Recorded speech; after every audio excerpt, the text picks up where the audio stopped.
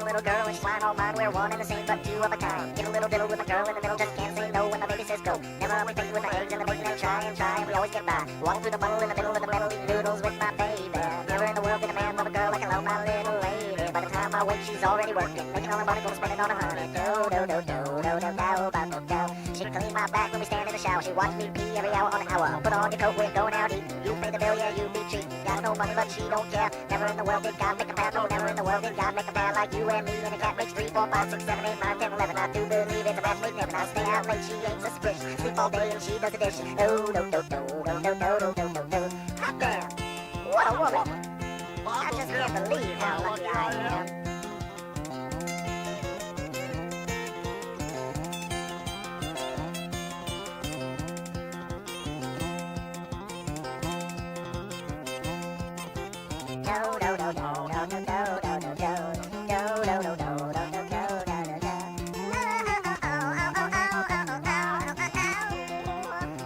I love you, baby.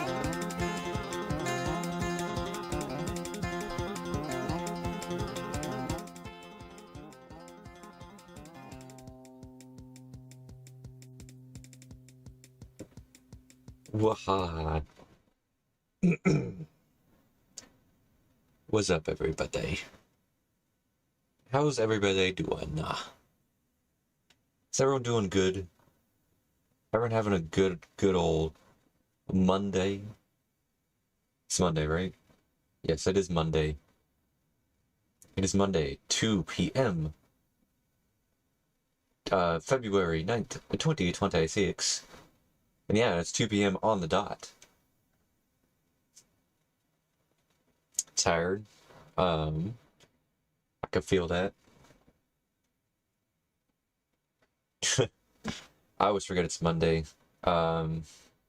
Typically after you are done with school and then also live your entire adult life, either self-employed or unemployed, you tend to just forget days have, you know. Anyways. Ooh.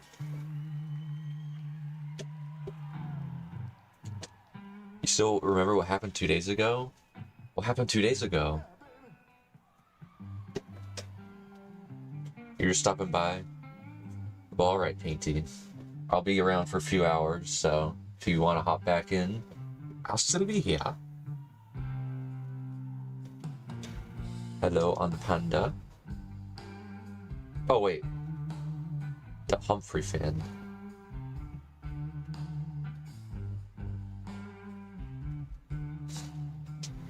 I think. Wait. Oh, right, yeah. I joined the voice chat.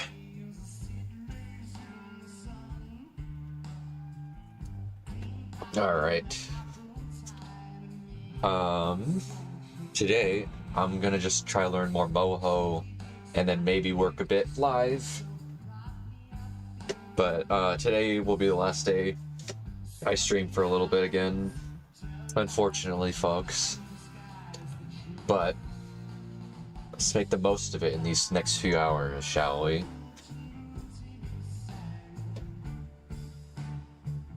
Alright, where was I on the MOHO? I was at animation. That's right. That's right.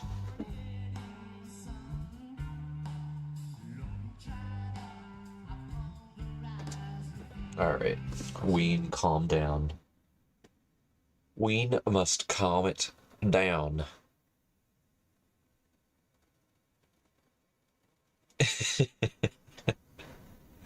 Yeah, I know. I mean, it was unexpected that I would even have these few days to stream at all.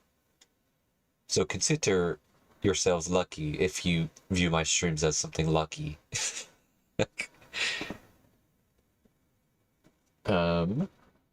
Huzzah. And then I need to open MOHO. No. MOHO, no. Dreadlock in the moonlight and bald head in the sun. Long dried up and pulverized and feed to the young. Okay. Wow. Wow. Lady. Space lady. Alright. Sounds like a David Bowie song. Space lady. Flying through the space. Remember Sponge Guy, Volko? I don't know what that means. Hopefully I join VC again. Maybe, perhaps, I don't know. It depends on the internet, because I'm going back to the other place I was staying at with the the worst internet. So, it's a big fat maybe. Alright. Let's get this go. Oh, wait, let's open up the Itzel again. Let's look at Itzel Jump. Where is that? Where? Open recent. Itzel Jump. Itzel be jumping. Itzel be jumping. Itzel be jumping. Okay, and then let's open Itzel without the jump. Itzel Jump. Because this one's going to be animation, so maybe today Itzel will do something else other than jump. You gotta jump, jump.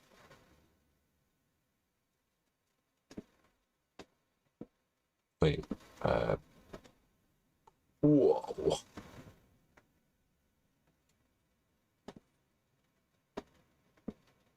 the heck? Oh, right, the blinking. That's the last thing I did, is that Itzel done diddly. Wait, what the heck? What's happening? Uh-uh. Uh-uh.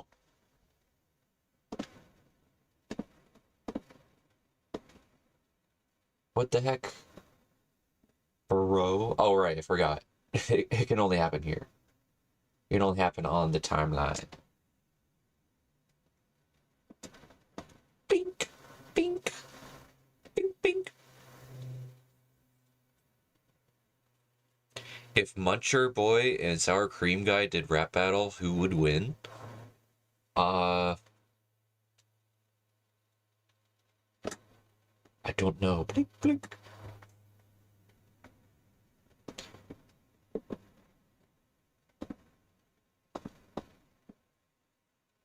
Sorry, I'm messing around with this first for a sec. Trying to get my bearings. Boom, boom, boom, wow, wow, wow. Wow, wow, wow, no, no, wow. Boom, boom, boom. Hello, Gemini. Hi. Hi. Oh, wait, no. She goes. Cha-cha-cha, cha-cha-cha.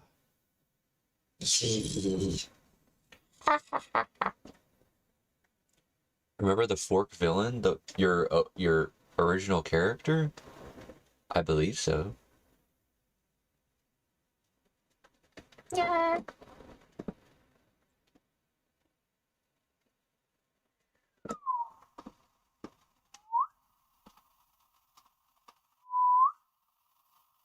Hello. All right. No, enough messing around.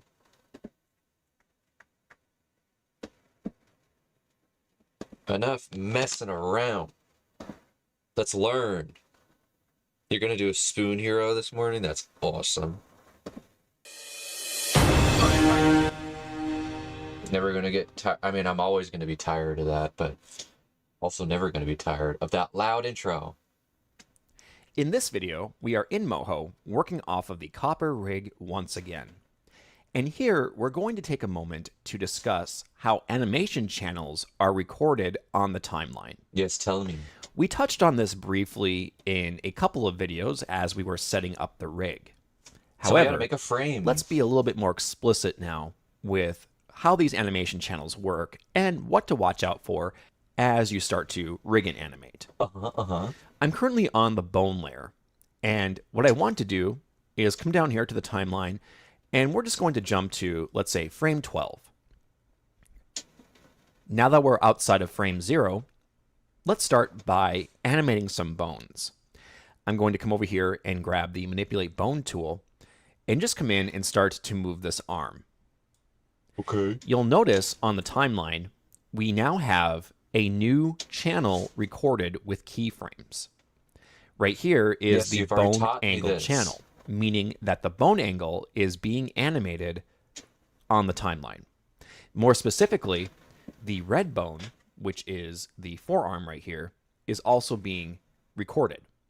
And we talked a little bit about how the red and white channels work differently in a previous video.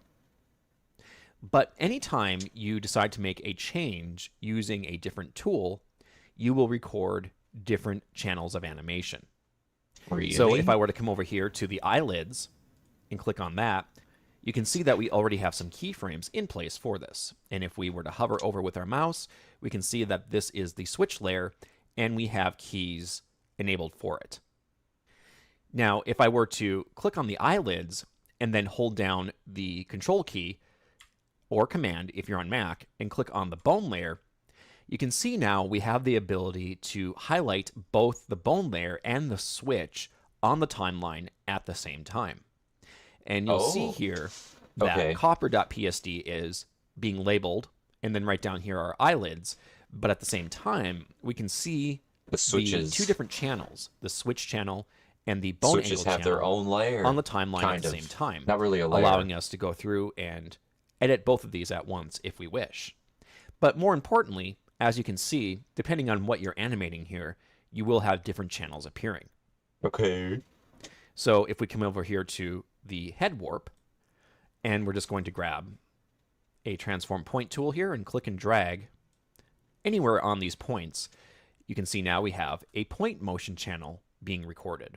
And once again, if we wanted to select all these different layers, this part's a little dragging, folks. Ugh. I mean, I sort of knew all that part just from him telling about these little parts. But come on, give me some new info. Bone angle, point motion, and then switch layer. And as you continue to move along with animating and rigging inside of MOHO, you'll find that all sorts of different channels can be created. And we could even do one more if we wanted to. So with copper selected, I could grab the transform layer tool here, and we could come in and let's just move the character with that layer tool. You can see now we have layer translation right down there. I see, okay. If we were to come in now and resize this, you can see even though we're using the same tool, we have a layer scale channel appear. So every one of these little things here. Ooh. Okay. Let's try it out. Let's try it out. Let's try it out. Okay, I have the camera. Check it out, guys. Whoa. There's a whole camera tracking layer.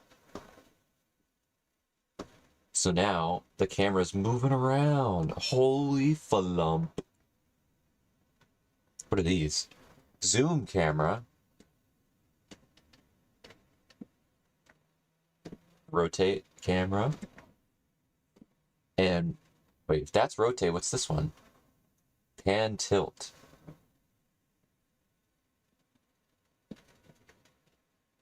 What's the difference between this one? So this is track camera, but this one's panning. Oh. I see. Sort of? Kind of? Sort of, kind of? Sort of and kind of a? Let's see what else is in here. Pan, right? This is workspace pan. Well, that's camera pan, like the actual document moves. Same with this one. This is just the document zoom. How do I go back to regular?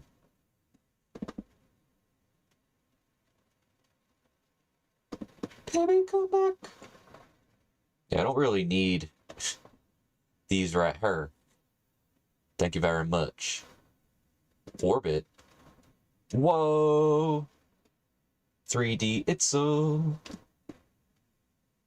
3D Itzel.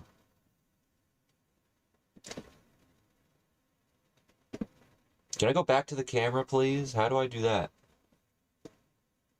Reset view. There we go. You like how I drew Itzel? Well, thank you. You could see me drawing it on, either... probably the first stream of this, the first Let's Learn. If you would like to see her be built. And then the second one is her being, you know, moving. And schmoving. Moving and schmoving. Oh my god, guys, look. She's got a little haircut now. She's got a little hairy cut. What the heck? Come on, let me rotate it.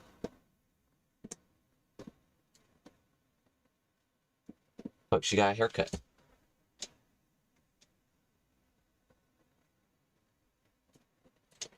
Alright, let's put her back. Let's put her back. Beep, beep. Okay. And we also can rotate with this tool, allowing us to create a layer Z rotation channel as well. Okay. And because we're working on this one layer, you can also see we have the bone channel here. And like before, if we were to come in and just select different layers, you can see we have all sorts of different channels here appearing, indicating the different animations we've put on the timeline. So this makes organization easier, it can make animating quicker, and in the end, it's overall a good idea to get used to what the icons mean, so that way at a glance, that's what I was just doing, guys. Oh yeah, there is a layer translation. I'm a natural with this. My bone angles are being animated. All right, I knew most of that, but that was a good one to still know. Ooh, this one is longer graph mode. That's kind of what this timeline is. It's a graph editor. For this video, we are back in MOHO, and we have Copper opened up to test out the motion graph, as well as other keyframe types. So, Ooh, just to review, sneeze. as I we gotta go... sneeze. Whoa.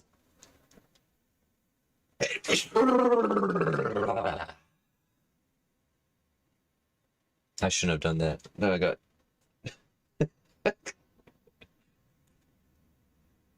That was a big old sneeze. Through the process of animating on the channel's timeline. Let's just go to frame 24, and I'm going to use the transform layer tool right here and come in and just move the character. So I can click and drag, and let's move the character over to the left and release. You can see here. Okay, let's do that with Itzel. Was it the layer? Yes, okay, it was the layer thing here. And then let's go to frame 24. And she'll move over here. Yay. Whoa! I forgot she has physics. Woo! Woo! Woo! That's funny. That's funny looking. I'm gonna have to, you know what I'm gonna have to do in the future if I make like a real rig is I'm gonna have to make like hair behind her head too. Like she's gonna have on like full on hair probably.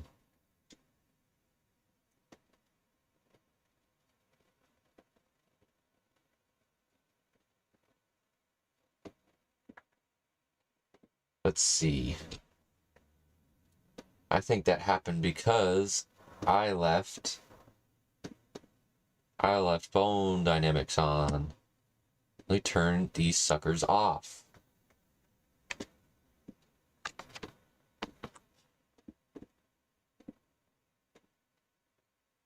Let me turn them off for now.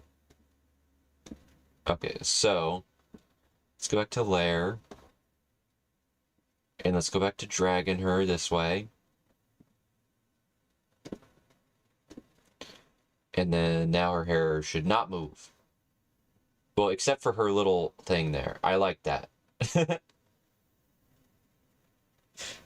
Little boing, dying. I love this program. Here that will create a keyframe on the timeline. And we've dealt with that before. It's essentially a change on the timeline. And we can come in here and see that change take place. But what happens if we add some different dimensions to this? Sure, we're moving it to the left right now, and we're using mostly the X property to do so. But if I were to raise this up or down, we really get no indication that it is going up, down, or even to the left. Yeah, show me the with dimensions. This keyframe.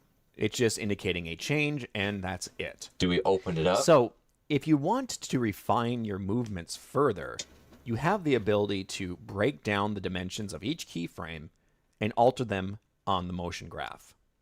So to do so, let's come over here to the timeline and locate the motion graph. It's going to be the third option next to these graphics. So motion graph, let's go ahead and... Aha. So this one's the sequencer. This one's the motion graph. And this one is channels. Ooh. All right, let's open her up. Whoa. What am I doing here? I'm accidentally moving things. I'm moving and schmoving things.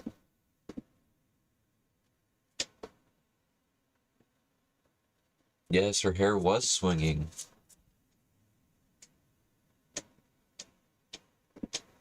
and click on that. When you enter graph mode, whichever channel you have selected will be the one represented on the graph.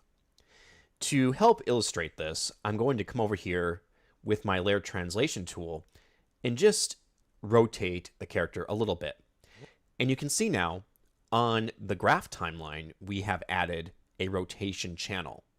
However, we cannot access this channel. We're only seeing the layer translation channel right now. If you come down here and click once on the layer Z rotation channel, you'll see now we have... Oh, okay. I didn't mean to do that. I meant to rotate this bit. All right.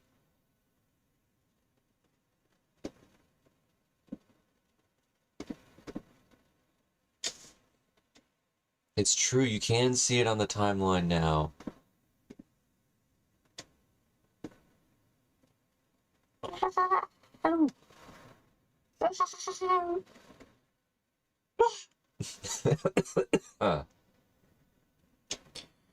Alright.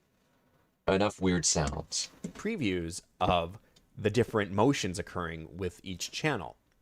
However, to actually go in and then edit the channel, you'll need to double click on whichever channel you wish to work on. So in this case, if we double click on layer translation, you can see we have some keyframes that pop up and Underscore. Rainbow.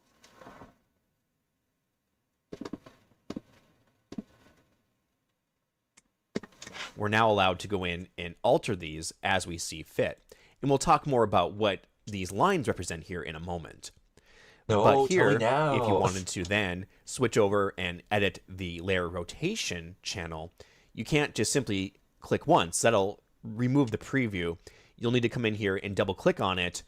And now you'll be able to come in here and work with those keyframes with that rotation channel. And finally, when you are in graph mode, just like the channel timeline, you're able to go to any point on the timeline, let's say frame 18 here, and I can double click to add keys. And then I can go in and alter so those. that's the And keyframe again, button. we'll be talking more about that here as this video continues.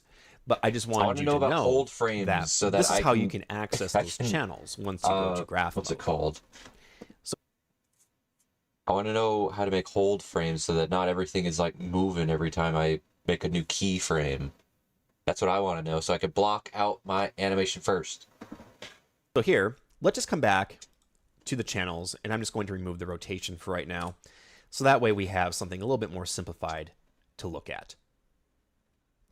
Now, right off the bat, you're going to see some different things here, and I can zoom in and out here just to kind of demonstrate this. You'll see that we have this pink line that's sort of expanding out and then up and down. And it doesn't give us much information beyond that. If I come in here, still on that key, and I click and drag and let's say move him down this way, you can see that there is a change that occurs with these dimensions. But still, it's hard to tell exactly what this is showing us. So one thing we can do is come over here to the layer translation channel, right click, and then choose to separate dimensions. Here, you'll see the channels have been broken up, and we now get a better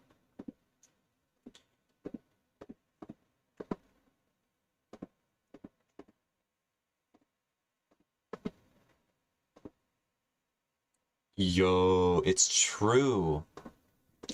It's damn true. visual representation of what's going on here. X, Y, and Z are all accounted for and color-coded. So as you can see, because we moved the character up a little bit, so this really is just like the a green 2D or Y graph has animation changed program to look like it's going but up. it's structured like a 3D program. Because this makes me feel like I'm working with a 3D animation program, but with 2D. I don't know. I like that a lot. That's really cool. If I were to come in here and just move this a little bit more, you can see that change playing out in real time. And if I came in here to, let's say, the Z properties, and I push this into the background, you can see that the Z graph is being changed.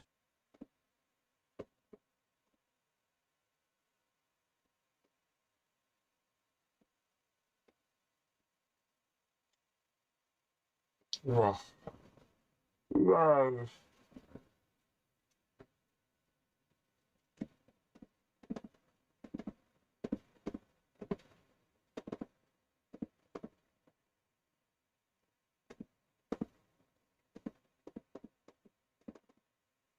What could it be? No. I was just messing around. I was seeing how I can make the dang keyframe. Alright, rejoin them. Rejoin them. So silly looking. It's so silly. Excuse me. Why is it? It's forever changed. No.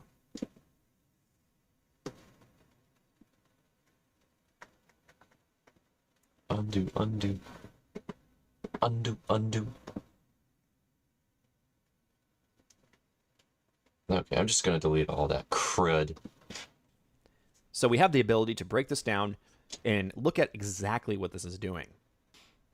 Now you may notice as we click on certain dimensions and work with this, we have the ability to alter keyframes. Here we have the green dimension, that is the up and down Y dimensions selected.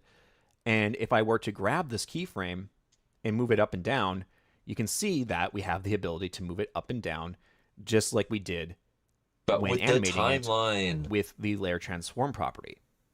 Now, With if the we bring it timeline. out more, this is going to just extend the duration of this. So instead of going up in 1 second, we can have it go up in 2 seconds.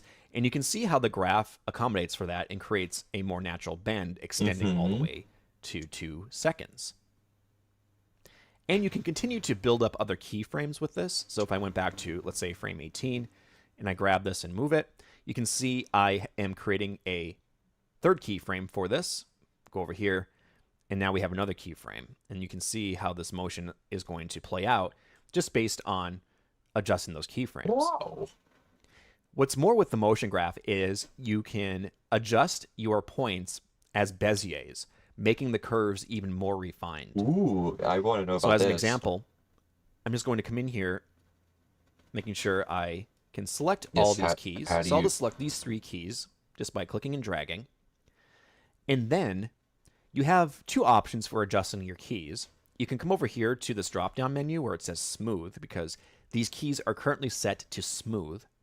And you could choose, in this case, Hey, Bezier yo, from there's the list. multiples. Oh, and the easing. And you can Okay, that's how also, if you want, ease. right-click on a key and then choose I've just to learned set how it to up that way ease. if you wish as well.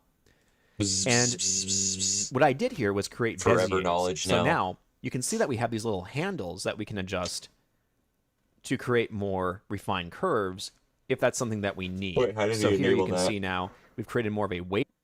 So if you want, right-click on 3 keys just by clicking and dragging. You right-clicked them? You can come over here to this drop-down menu where it says smooth. Yeah, we already because know that. These keys are currently set to smooth. And you could choose, in this case, Bezier from the list. And you can also, if you want, right-click on a key and then choose to set it up that way if you wish as well. Okay. And what I did here was create Beziers. So now you can see that we have these little handles that we can adjust Bezier. to create more refined curves if that's something that we need. So here you can see now we've created more of a wavy effect for when he's going up and down, almost creating a nice little bounce. So you can just come in here and you can keep adjusting. As you can see, I can do some pretty crazy things with this, and you're able to go in and make those adjustments. Now, before we end this video, let's look at some other keyframe types. First, I'm just Yeah, going to come show in me. here and remove these keys. But before I do that, let me also point out, you do have the ability to come over here and consolidate your layer channels back if you wish. So you can see we can just go in and do that, and we can Oh, that's toggle what I it was looking off. So for. once you're done with this, if you no longer want all this on screen, you can do so. You can also right-click here on any of these channels and choose to rejoin the dimensions. And you can see here, it'll bring it back to the pink outline. So I'm just going to come in and remove these keys for right now. And let's rejoin the dimensions. Now I'll go back to my channels timeline here and just remove any keys. So now we're back at default. I'm just going to come over here and maybe shrink the character down a little bit on frame 1 and bring him to the right. And then on frame 24, he can go over here to the left. So it's just going to look like this. Now, let me actually put this out to about 33 so we have a little bit more time. There we go. Now, we can continue to adjust keyframes as I alluded to. So if we wanted to make it so the movement isn't smooth, because that's what it's currently set to, it has this nice little smooth effect to it. You could right click. Wait, let me... I kind of want her hair to be wavy again, so I'm gonna enable it on this. And then see if that will be a little better.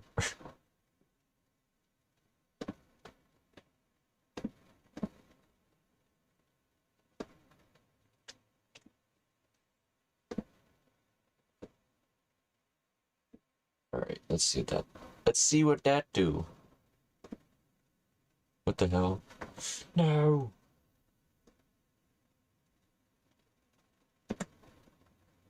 Hold up. Ring ding ding a ding a ding. Ugh. Ugh. Ugh. Unga. Oh wait, I forgot. I need to go back to here.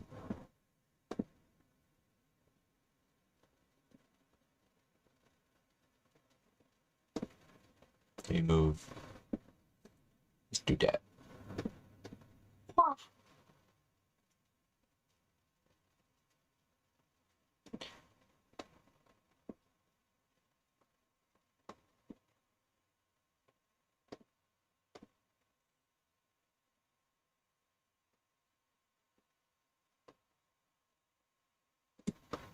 Turn the torque off.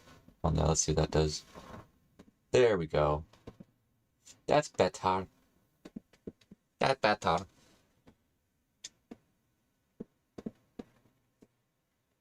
No, dude. Ha ha ha. Save.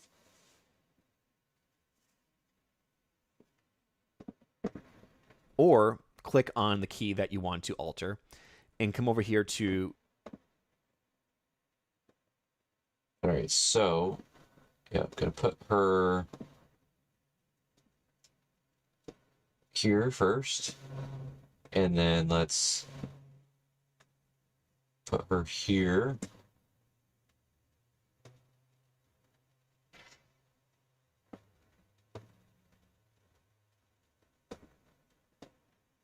Okay. And then he's going to teach us how to probably do these different layer things, right? your drop-down menu. Ease in and out. Ooh, yes, let's do this. Let's do this, let's do this. Let's have this be an ease out. Ooh. That look good. That look good, folks. What about an easing in? Can't really see it more with that one. What about an ease in and out? Can't really see it with that either. What about noisy? Oh wait, I have to do it from the beginning frame. Whoopsies. Let's do it from this frame. Make this noisy. Watch this.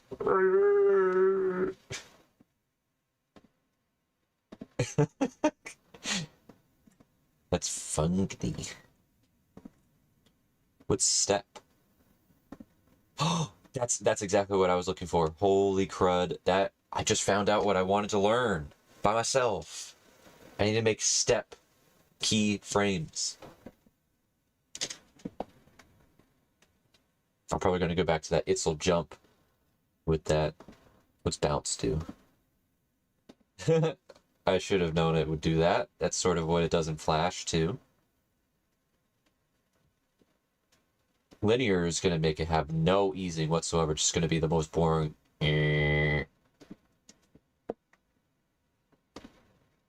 Got elastic. Whoa. You made more OCs, Jacoby? That's cool.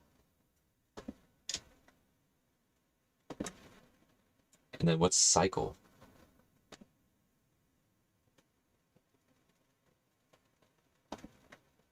Not sure. I'm not sure. And we can choose linear in this case.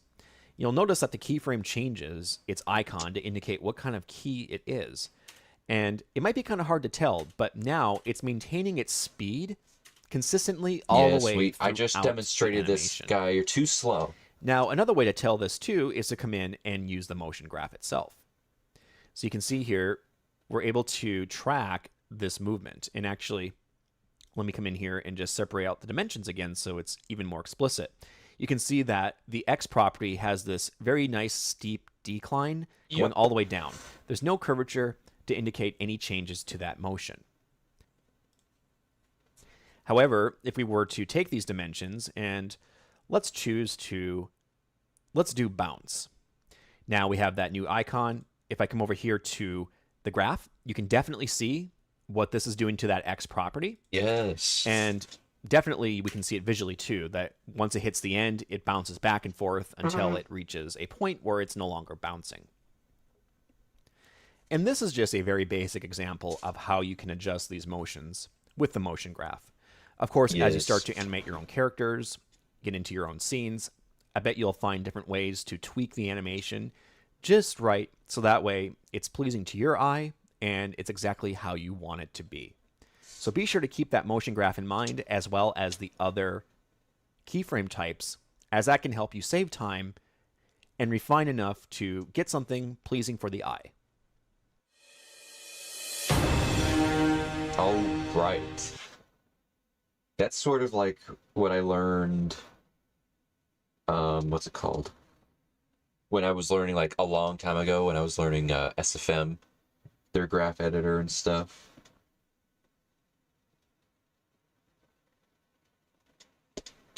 Okay. Okay. We're gooched up. Let's go and move on. Jacoby. I understand he made new OCs. Do not demand me. Please ask nicely. And then maybe I will show them.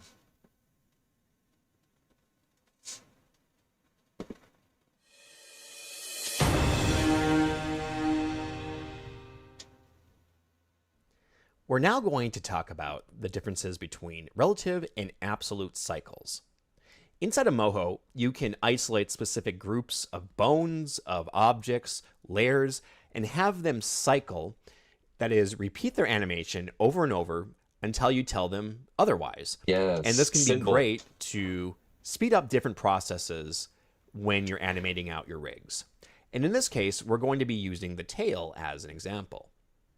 So here, the tail is connected with 3 bones, and these bones are linked using this warp right here. So we have these bones set up, and the warp layer is going to be the one that facilitates the animation for that. And here, we're just going to add in some very basic animation to start. So we'll start at frame 1, and I'm just going to bring this up using the transform bone tool, and I'll curve my tail in a little bit like this, and then I'll do more of an extreme bend like so. Then we're just going to go... Wait, did he create something first? For that. And here, we're just going to add in some very basic animation, animating out your rigs. And in this case, we're going to be using the tail as an example. Okay. So here, the tail is connected with 3 bones, and these bones are linked using this warp right here. So we have these bones set up, and the warp layer is going to be the one that facilitates the animation for that. And here, we're just going to add in some very basic animation to start. So we'll start at frame 1, and I'm just going to bring this up using the transform bone tool, and I'll curve my tail in a little bit like this, and then I'll do more of an extreme bend like so.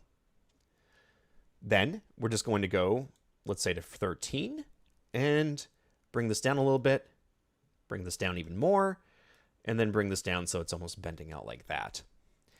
And then I'm going to just go back here to frame 1 and copy those keys on frame 1 and paste them on frame 24. So we basically just have this occurring right now. Now, if we wanted to loop this animation, we could easily do so. Let's just right-click on the bones here that we are working on. Let's just right-click on that white channel and choose to cycle. So now we have this occurring, just like that. Oh. And you can see at 72, it does kind of kick back, and that's because 72 is the end of the animation for us. So let's just put it up to 1,000, and you can see if we just let it go, it's just going to continue to go back and forth. And we have a visual representation of that on the timeline. After we changed the keyframe to cycle, you can see that it has a blue arrow pointing back to frame 2, meaning that's the frame it's going to use as the beginning of the loop. Okay. And we can also see this when we add a cycle. The keyframe window will be brought up, and here, absolute is set to 2. So whenever you use absolute, it is referring to the actual number. Absolute means frame 2. So if you're on frame 1000, it's going to go back to frame 2 of this animation and repeat it until it hits the end of that cycle. Relative, on the other hand, is going to only go back 22 frames in this case. And as you can see, since we're on frame 24, 22 frames back is actually going to be frame 2. Okay. But if I were to come in here and adjust this, such as if I grab the end here and move it, you can see the arrow is moving along with us. And it's only going to go back 22 frames. Heck yeah, so even though we're at frame 48, 22 frames back is actually going to be frame 26. So that's how relative can work. So hopefully that makes a little bit of sense. But what we're going to actually demonstrate here, if I grab the end here and move it, you can see the arrow is moving along with us. And it's only going to go back 22 frames. So even though we're at frame 48, 22 frames back is actually going to be frame 26. So that's how relative can work. So hopefully that makes a little bit of sense. But what we're going to actually demonstrate here is how we can stagger the animation using relative cycles. So right now, as an absolute cycle, it's just going back and forth. All the bones are animating at once. And that's okay, but we can create a more natural looking motion just by using these cycles. So on frame 1, I'm actually going to use the select bone tool, and I'm going to grab the top bone right here as well as the middle bone. So holding in shift and clicking, or you can lasso, however you wish to do it. Then on the bottom, we have the red channel, and we want to come in and just move that red channel to help create the staggered animation. So coming in here, we're just going to select this, and we're just going to move it forward I see what they're about doing. 6 frames. So now, if we come in here and play this out, you can see it already has a more and I was going to do it with the tip effect. Just by staggering out or delaying that animation a little bit, it just creates something a little bit more with the way it looks and how grounded the animation appears with the rig. So now, let's come in here and do the same thing, but now we're just going to click on that end bone. Yep. Come over here, grab our keys, and also, Jacoby, thank you for saying please now. Now I will look. Just give me a sec. And how about that, though? How about that I clocked what he was going to do next in that tutorial? That's what knowing animation. What the heck? You have a playlist called the BooneBum music video saga. Anyways, we got 2 new OCs here from Jacoby. One's greenette and bluette. Oh, we got some gender swaps, folks. We got some gender swaps. We got some gender swaps from Jacoby here. So we got greenette, very cute, and bluette, also very cute. And I love the streak. Love the streak coming in. She's angry as per usual, and she's silly as per usual. The little bow. How delightful. I liked that. Thank you, Jacoby.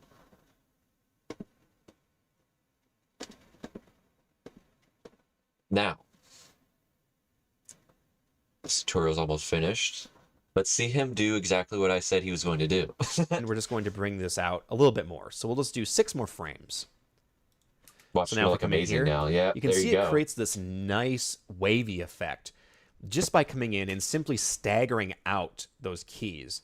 It looks a lot less mechanical, how we had it before, where all the bones were moving at once. Here, you have just that slight differentiation to create a nice looking bushy tail that is waving in the environment. Perhaps our character's happy, maybe something else is going on. That's but it made that so streamlined though, to where like he animated it all at once.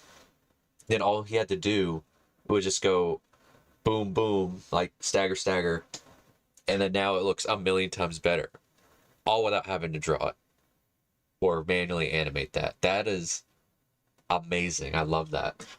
But here, as you can see, relative and absolute cycles can really make a difference in how you play out your different effects with your bones. I see. Well, that was a good tutorial. That was a good tutorial. I dig that. Speaking of cycles, let's do one for Itzel. Whoops. Let's do one for Itzel. I had an idea. So first off, let me move this around just make sure it's working. Okay. Let's test out the cycles. Let's make this go up. And then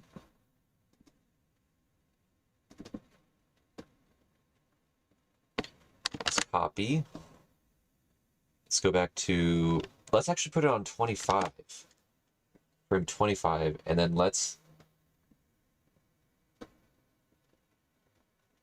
go to 20, make that 24. And now, actually no, let's extend this back out. Let's do 96. then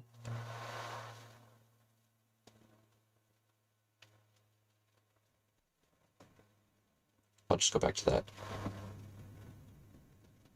What was the button he clicked for a cycle? Did he right click it?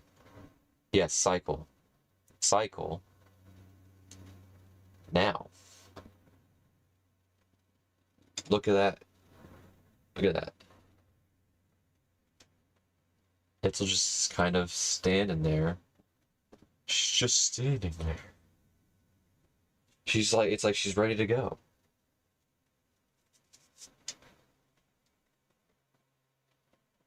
It's like she's ready to flip and go.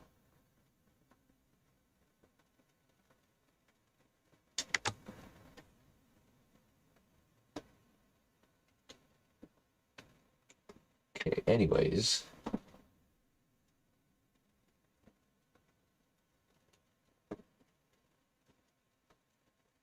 How did he get the...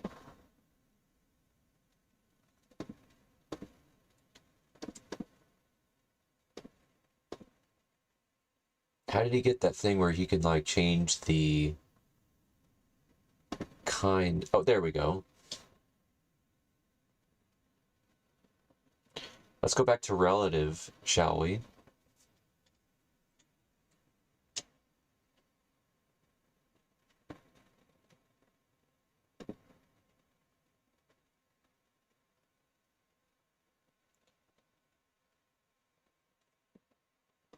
And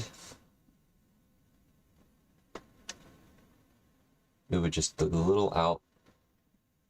Oh, wait, let me do that with both. Let me not be silly here.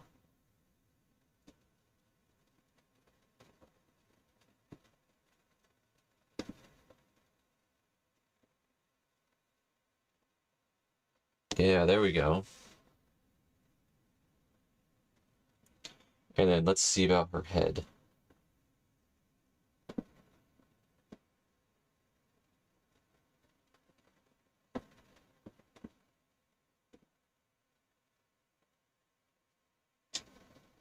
Uh-oh, wait. I moved everything, not just that.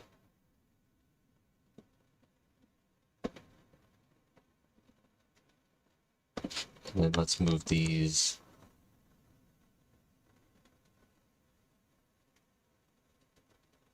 Okay, let's just see what that...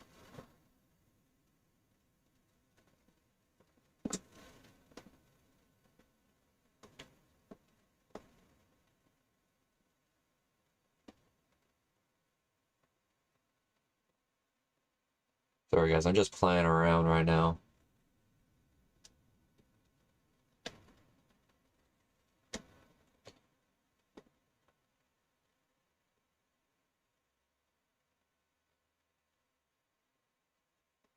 I think I got the gist. I think I got the gist of this. Folks. I got the gist of that.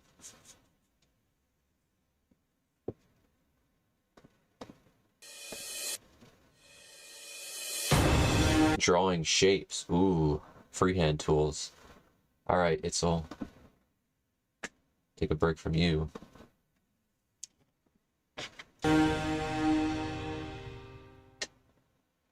For this video, we are back in MOHO, and we're going to take a look at the drawing tools. Here we have a new document with a blank vector layer, and with the vector layer, we can start adding some shapes and drawing on screen. Now, you can only use the draw tools on frame 0. If I move past frame 0, you'll note on the top left that we only have access to selecting points, transforming points, and basically anything that pertains to editing points can be accessed past frame 0. And this is because we can animate points just like anything else in MOHO. And so going in and being able to adjust the points using a variety of tools can be quite useful. But here in this video, we're going to focus on the actual drawing tools themselves. So on frame 0, we're going to be taking a look at 3 tools in this video: the freehand tool, the draw shape tool, and then the blob brush. And perhaps we'll also touch on the eraser. Excuse me, where is that? Blob brush.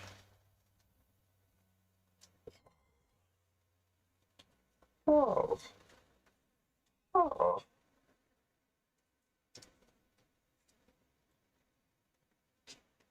Now though.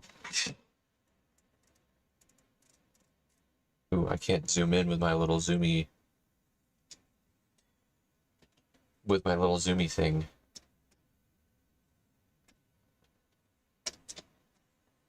Sorry, I'm just getting acquainted. I wasn't in drawing mode.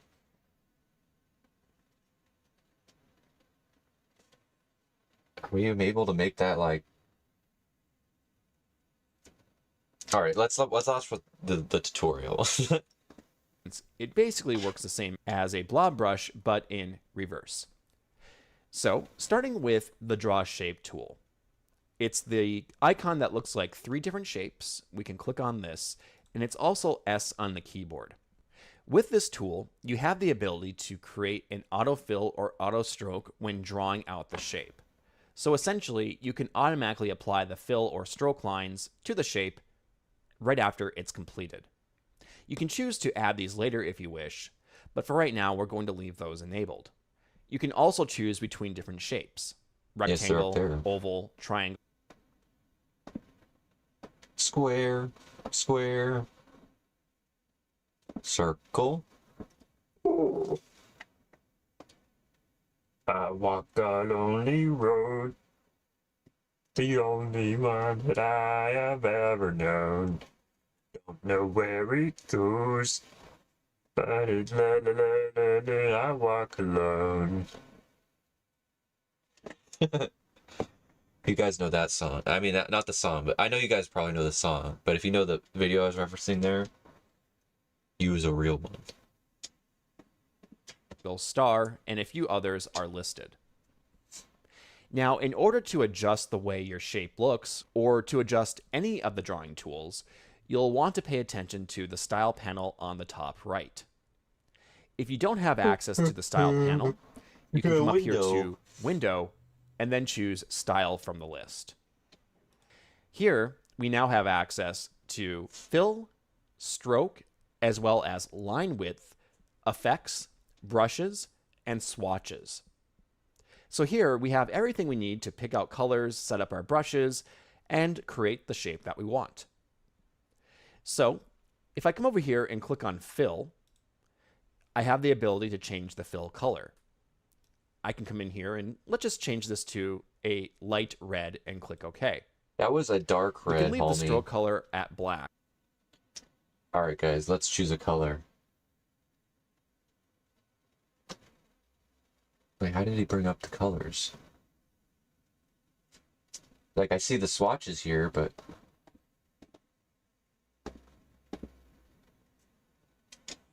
Hold on, let me go back. To fill, stroke, Oh wait, as well as line width. it's this. Alright, let's choose... Let's do the Timmy Taco Pink Purple.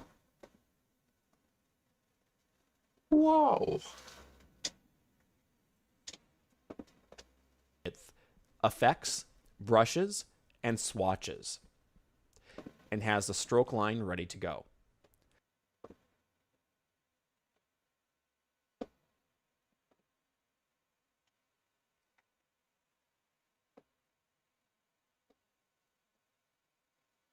Wow. Let's make a blocky Timmy Taco, shall we? What the? No! Yes.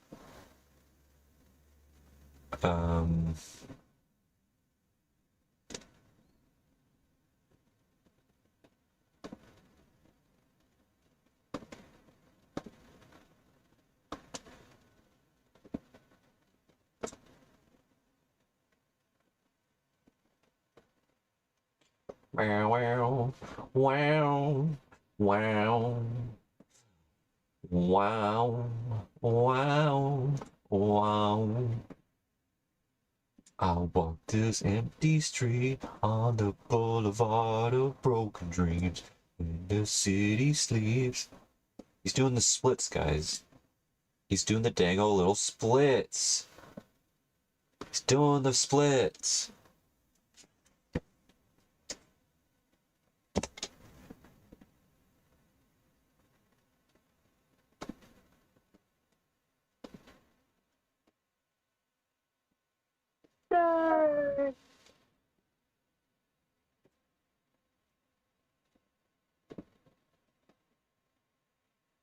Wom wom wom. Wom wom wom wom. Wom wom wom.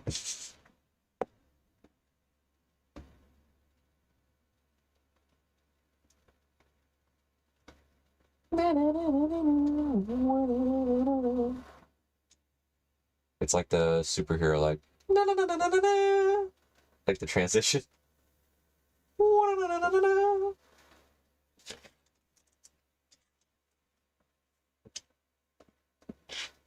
Once I release my mouse button, we have the shape.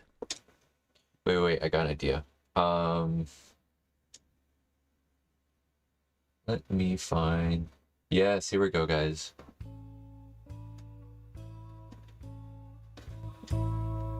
Watch this.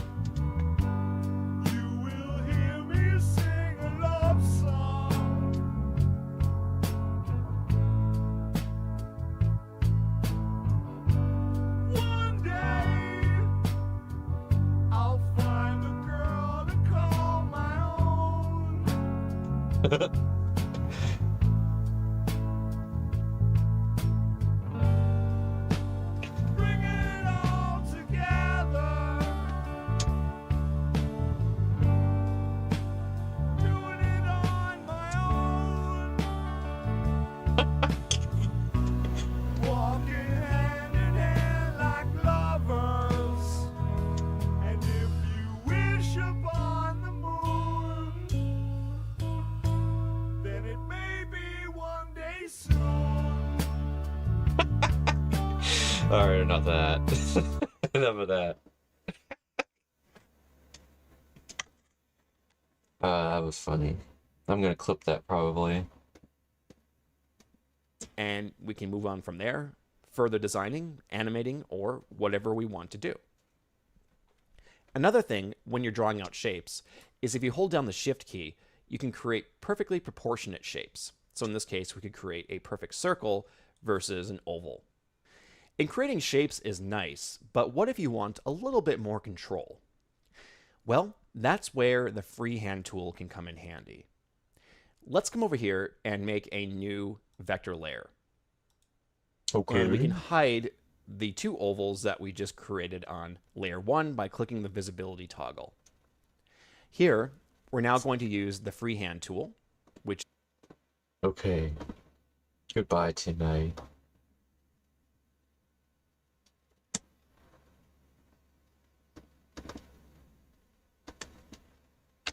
Called Timmy.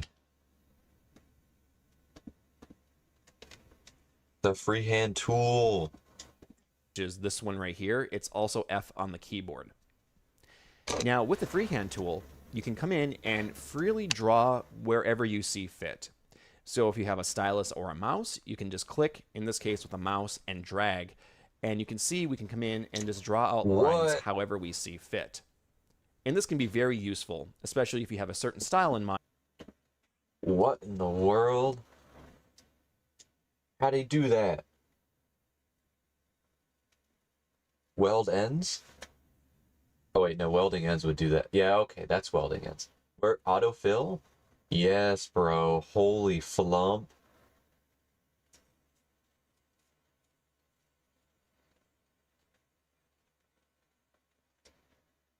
Why does it make it like invisible? I don't like it when it's invisible. That you're trying to adhere to. Now, we do have some options when it comes to working with the freehand tool. If we come over here to our freehand options, we can choose a variable line width. So if we want no line width variation, we can choose that. If we're using a stylus, we can use the pen pressure. Excuse me. Excuse me. Oh, it does have pen pressure's already enabled. Okay. Or we can choose random, which randomly varies the line width, creating That'd be kind of a funny. sort of pseudo. Pseudo-udo? How do I make it random? I want to make it random. It's not. Smoothing. Ooh, smoothing. Wow, guys, that is nuts. Ooh, if I weld ends on that? Let me weld ends on this. Oh, it's not really working very well. Yuckies. Never mind. Check that out. That's like a boing kind of thing.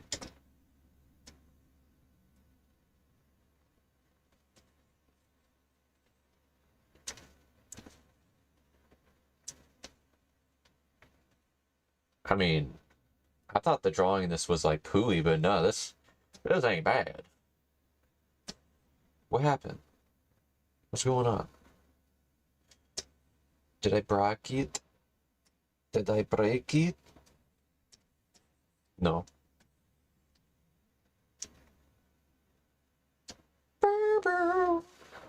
La la la la la la la la. La la. La la la la la la la.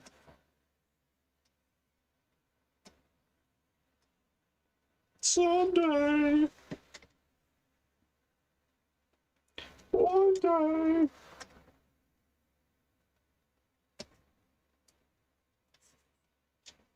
Okay, so maybe smoothing. Or should I take the smoothing? Can I please draw Timmy Kitty sweater? Let me.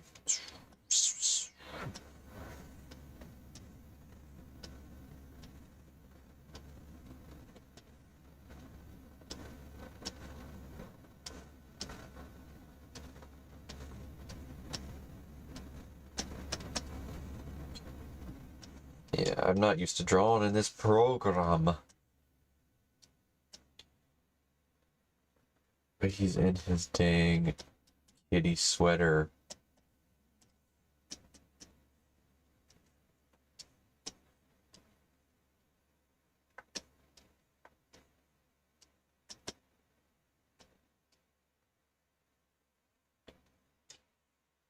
There he is. Is there dump? Dump. Dump. Oh. Whoops. Dump. Dump. Dump.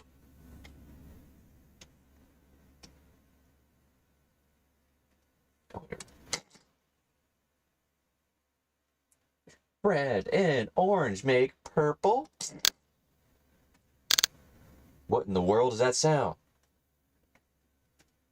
Ah! Did you guys hear that? What the hell?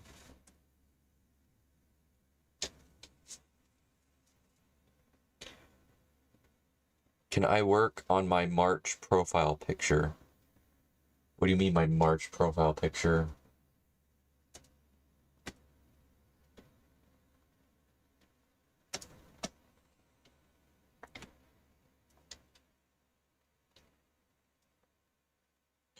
Bring it all together. Whoa. Doing it on my own.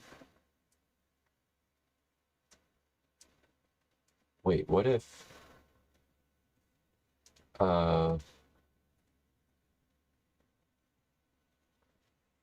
It's not Timmy.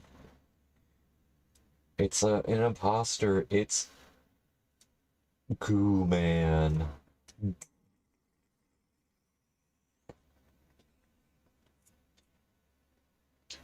It's the Goo Goo Gaga. Make it green.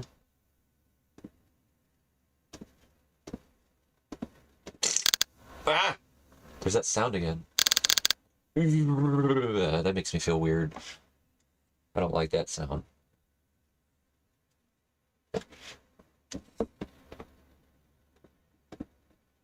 Freehand look. So here we can go in and adjust the variation of that if we wish. We can also choose if we want to taper the ends of our lines and apply smoothing. Smoothing will automatically make the edges smoother and produce less points to achieve this. The lower you have smoothing, when you draw with the freehand tool, your lines will stay as close to the original intended design as possible. But if you bring this up all the way and you start to add in different points, you can probably see that the curvature is being corrected as I go. And that's because it's smoothing things out, eliminating points to make things more simplified and more curvy. Also at the top, you have access to autofill and auto stroke, which right now, as you can see, as we're going in and creating these lines, we are automatically creating a fill that goes along with it. You can turn that off if you wish, if you no longer want that available. You can come in here with autofill, turn that off, and you can see now we're not automatically filling things in as we draw. But pertaining to filling, there is one more thing I would like to point out. I'm just going to hide this layer and make another one, just so it's easier to view what we're doing here. And I want to take a look at the multi-stroke fill option at the top. So what does that do exactly? Yes, what does it do? Well, let's turn autofill back on, and we're just going to come in now and draw out a line. Just a curved line like this. So click and drag and move up and down and release. So now we have some line work like this with a fill in place. Now let's say I wanted to continue off of this, like I wanted to draw the letter M. So if I click and drag from here and keep going, you can see now it's creating a second fill color for this particular shape. And this is going to continue now.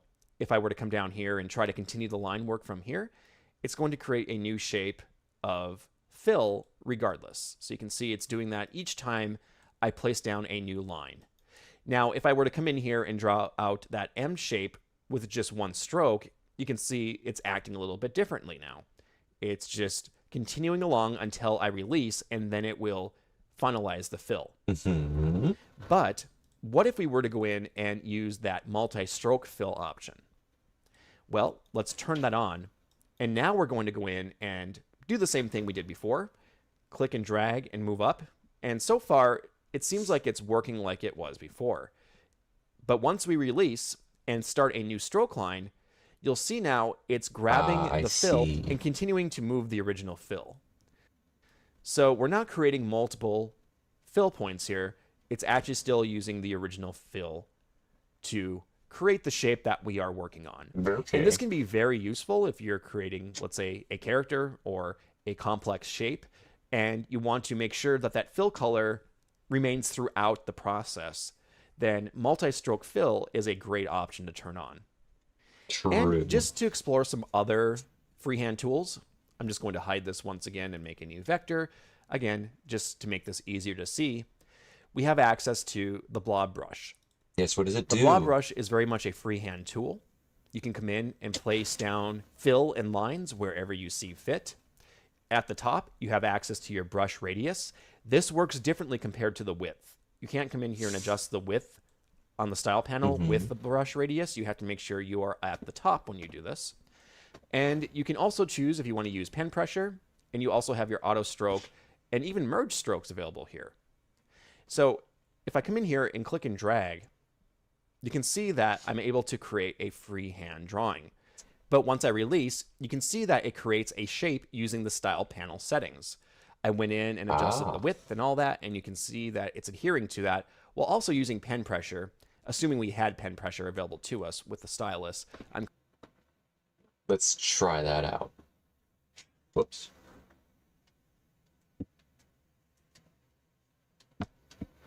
Oh, it has no stroke. Auto stroke. Whoa. Whoa. Whoa. Whoa.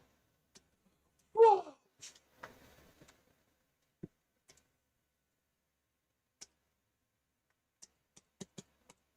Bum, bum, bum, bum.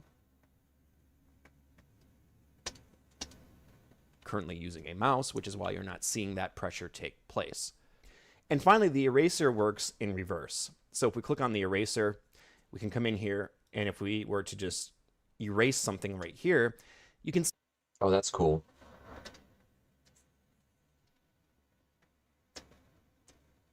Alright, brush radius, let me turn it down. Turn this sucker down. Whoa. Good, huh? Oh. Oh. And then erase it. Whoa. I can't believe this. Oh my gosh.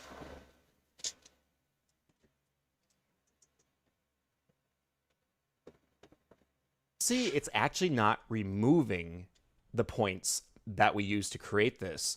It's actually creating additional points to add that divot into the shape.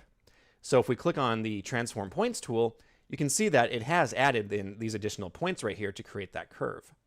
It's not like we're just going in and removing a point, which, as you can see, can alter the shape in a different way. So the eraser is actually a drawing tool in that sense. It's not removing anything. You're simply reshaping the shapes that you have on screen. Yeah, cool. And so that's a little bit about creating shapes using the draw shape tool and the freehand tools inside of MOHO. Okay. That's pretty fun. I don't know how much I'll use that. I think I might be drawing in a different program, but who knows? Maybe I will draw in MOHO. If I get my settings correct. There are more tools to explore, such as the add point tool, which allows you to kind of mold things as you go along with the creation process. But yeah, it's vectors. And we'll be covering that in the next video. Okay.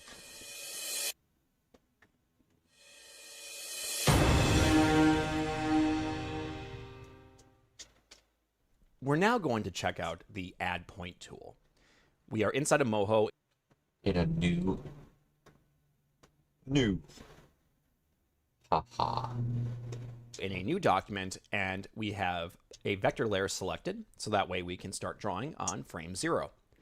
And the add point tool is sort of the in-between between the draw shape and the freehand tools. You can go in and add points as you see fit, and then mold those points using a variety of tools.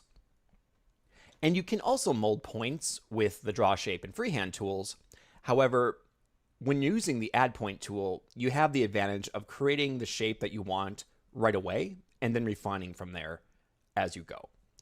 So with the add point tool selected, I'm going to come up here and make sure I have auto weld enabled.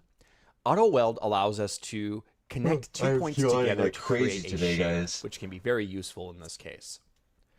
And the add point tool works just like this. You can click and drag, as you can see here, to create a guideline. Drag and And we'll drop. start with this one guideline and release. And you'll see that we have 2 points making up this guide. Now, near one of these points, it doesn't really matter which one, we're going to click and drag and start to add more to this shape. And you can see as I'm going through and doing this, we're actually altering the curvature of the original line work. But as I come in here, I'm just going to start drawing things out like this. And as you can see, we're able to just continue to morph this the way we want. Another thing you can do as you're working on this is maybe you decide you want to go back and add some points in between these two. You can do that just by coming over here, and you'll notice that we have a red dot now indicating we can add a point, and we can click and click and click and click as many times as we want to add. Whoa. Whoa. Whoa. I can't believe this. Can you believe this? I can't believe this. And I'm doing it.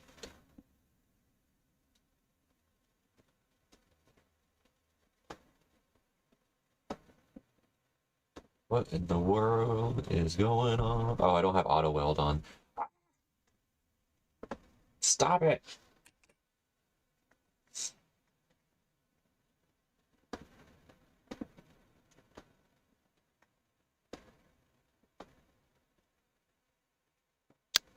Oh! There's that sound again. The sound that I hate. It's the sound that I hate.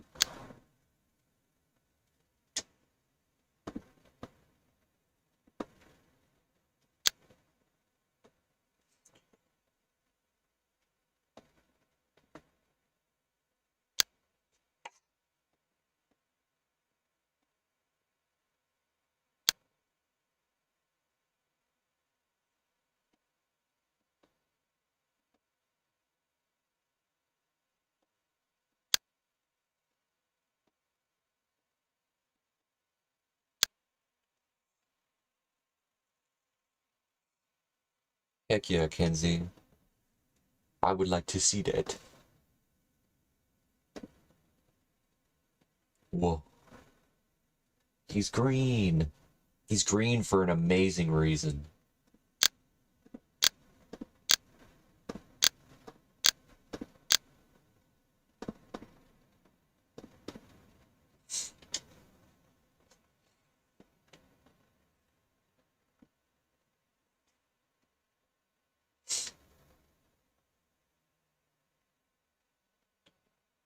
Play with a hamster in my mind.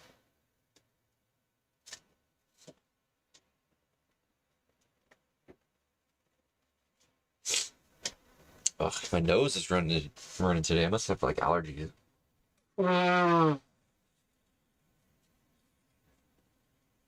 Big green guy.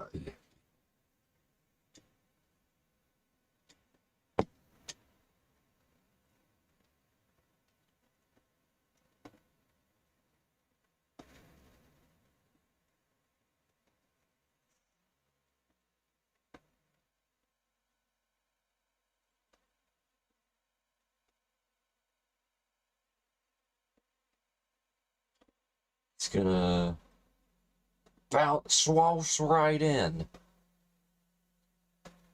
Oh wait, wrong frame. He's gonna swoosh right in. Swoosh, wow, wow.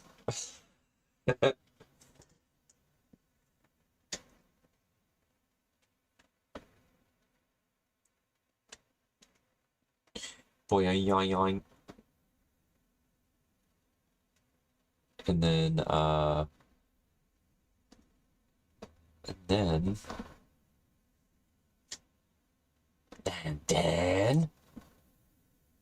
and then, have you guys ever seen that? You guys ever seen that? I don't know if it's, let's hope this is appropriate. And it's from Dude, Where's My Car? Oh, it's playing Ween. Wow. How, what's it called? Fitting. 3 orders of garlic chicken. And then, And then 3 orders of white rice. and then, And then... Oh, hey, you guys want soup? Sure. Yeah, 3 orders of wonton soup. and then, Oh, some fortune cookies, too. and then, Gosh, I think that's about it. and then, No, that's it. and then, No and then. That's all I want. and then, And then nothing else because I'm done ordering, okay? and then, No, see, all I want is the 3 orders of the garlic chicken and the 3 orders of the white rice. and then, And the soup, dude. Oh, and the wonton soup. and then, And the cookies fortune. Hey, and the fortune cookies. Yeah. So it's just the chicken, the rice, the soup, and the fortune cookies, and that's it. and then, And then you can put it in a brown paper bag and come put it in my hand because I'm ready to eat. and then, I refuse to play your Chinese food mind games. and then, No, and then. and then, No, and then. and then, No, and then. and then, No, and then. and then, No, and then. and then, No, and then. No, and then. and then, And then you really start to piss me off, lady. And then I'm gonna come in there and I'm gonna put my foot in your ass if you say "and then" again.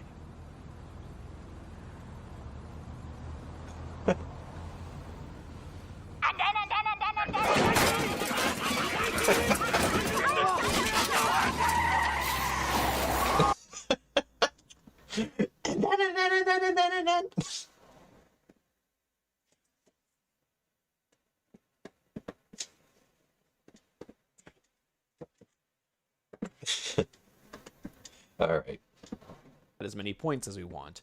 And the more points we have, the more control we have, although it can become a little bit cumbersome if you have too many points. So just something to keep in mind.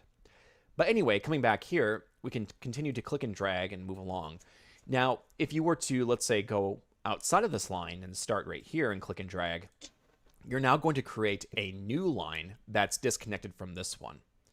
But with the Add Point tool, we can also come in and snap Well, that's that okay, in if you Ice. want to as well. It's just a boring day So, anyway. there are a variety of things you can do with this as you work.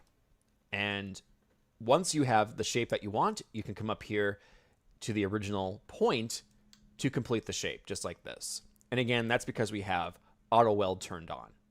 Now, when you finish a shape, it's not going to fill in. You're going to have to use a fill tool to fill this in and use the style panel on the right. So we'll come in and pick a fill tool. I'll just use the create shape tool. Clicking once on that, I can use Control and then A to select the entire shape. And then coming over here to my style panel, I'm just going to come in here and change the fill color to red. Yes, let's change it. Food lady, chicken that stick and drop in the crazy. Got the red and hazy.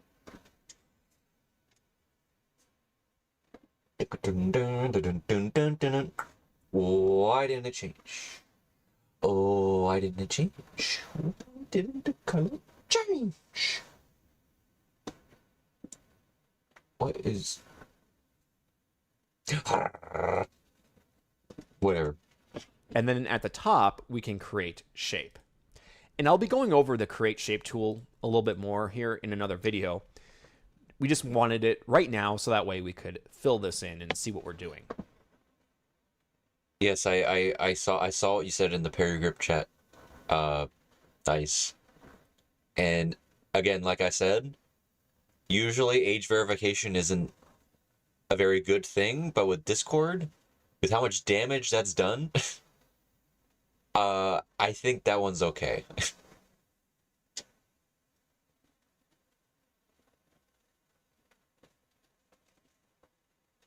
Yes, Timmy. I mean, Jamie, yes, Timmy is a kid, if it's not already obvious.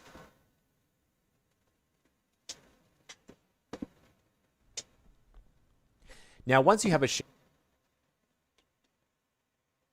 Ice, I know it sounds like a bad thing, but it might be a good thing. It's got bad things about it for sure.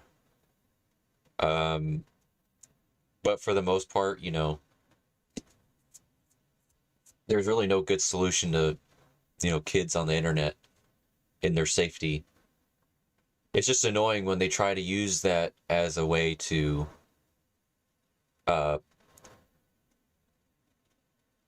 like control adults too. Like, I understand, you know, the safety part, child safety, and I'm on board with that. But when you have like adults having to put their IDs into things and your IDs linked to everything, it's just, well, it's, do you really trust companies with your identification like that? You know, it's gonna be a weird world. 2016. I mean 2026. I said 2016, bro. That was 10 years ago. you can use the transform points tool, just like any shape, whether it's freehand or a drawn shape or a shape created with the add point tool. You can click and drag on any of these points to make your alterations. Yes, Jacoby. Another tool that's very useful for defining curves is the curvature tool. So if we click on this, Oh wait, if they're having you show a damn face, bias, yeah, no, that's not okay. That's not how you verify children's identity on the internet. Yeah, that's not okay. That's not how you get. Yeah, that's weird. That's really weird. That's so weird. What? Yeah, don't do that. That's so weird. Ew. Whoever's in charge of that database is a weirdo. You're now going to see we have Bezier handles for each point making up this shape. And we can come in here and click and drag on these Bezier handles to alter the bends further. Now, if you just want to alter one... He just said the bends? My baby's got the bends. Radiohead. Is there a demo version so I can play it on stream? Yes. Wait. My baby's got the bends.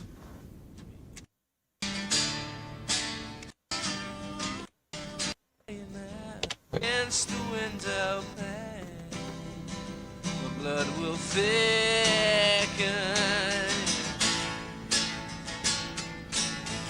Dum. Scared, barely sinking. Oh no, Wait, here it goes. this low, and my baby's got the bends. Oh no. Our OC's not canon, of course, like with most things. No.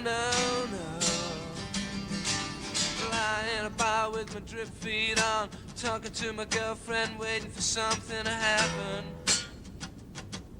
I wish it was the 60s, I wish we could be happy. I wish that something would happen. Just like this stream, I wish something would happen. But I'm just learning all the boring stuff today. handle at a time, you can hold an Alt, and now you're able to go in and make these nice curves very easily just by using one Bezier handle at a time. You can also choose when using the Add Point tool if you want to show Bezier handles while you're drawing. By default, when we come in here and start to draw, you can see there's no Bezier handles being displayed. But if we show Bezier handles, we can come in here and draw those out. And you'll see now how they're being created as we place these points down. Is that an ear drum? Finally, you can choose if you want to do random sharp shape, corners. So this will just lock the Beziers so that way they're always sharp. You can come in and do that. And you can choose to lock the Bezier handles as well. If you don't want those slight alterations to be made while you're drawing, you can come in and fix those Bezier handles so that way no movements are made while you are going through and creating those lines. That's you all can right. then choose if you want to alter it after the fact. So that's a little bit about the add point and curvature tools inside of MOHO. Boar snore. I can know that in every other program. I better be blown away by fill tools. For this video, we're going to take a look at the fill tools. And we're going to start with a basic example. This one here on the top left. Now, we looked at a fill tool in the previous video when we were demonstrating how the add point tool works.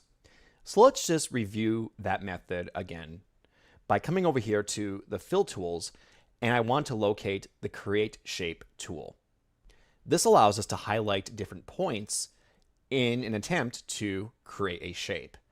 So here we have this particular shape. I'm just going to click and create a shape by lassoing around this particular guide, just like that. When I do this and release, you'll now see we have a red checkerboard indicating this is selected.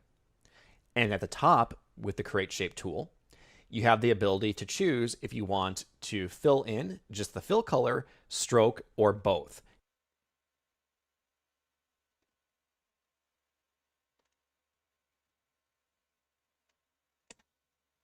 Whoa, I did it. It's now a shape. It's now a shape.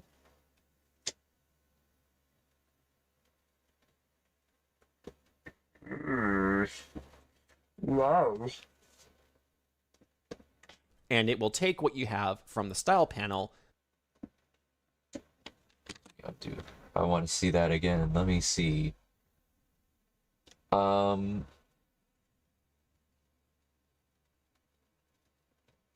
both, I suppose.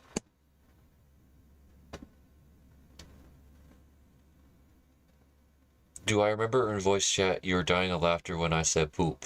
Yes, I do remember. I do remember the Zoomer video. If you think it's funny I say poop, you know, lots more where that came from, because I am very poop-oriented, humor-wise.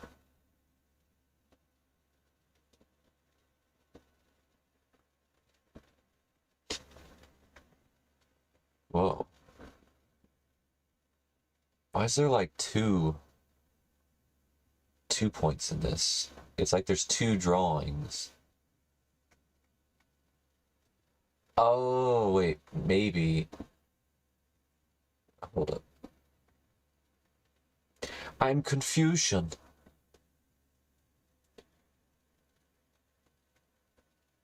Yes, I believe, Jacob, you've said this before. Just as Jamie is Timmy Taco's non-canon voice actress.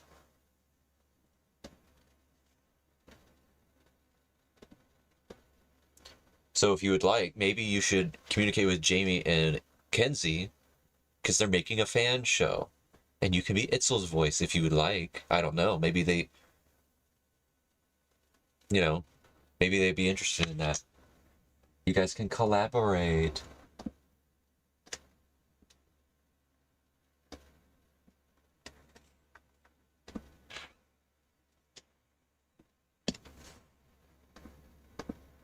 To apply this.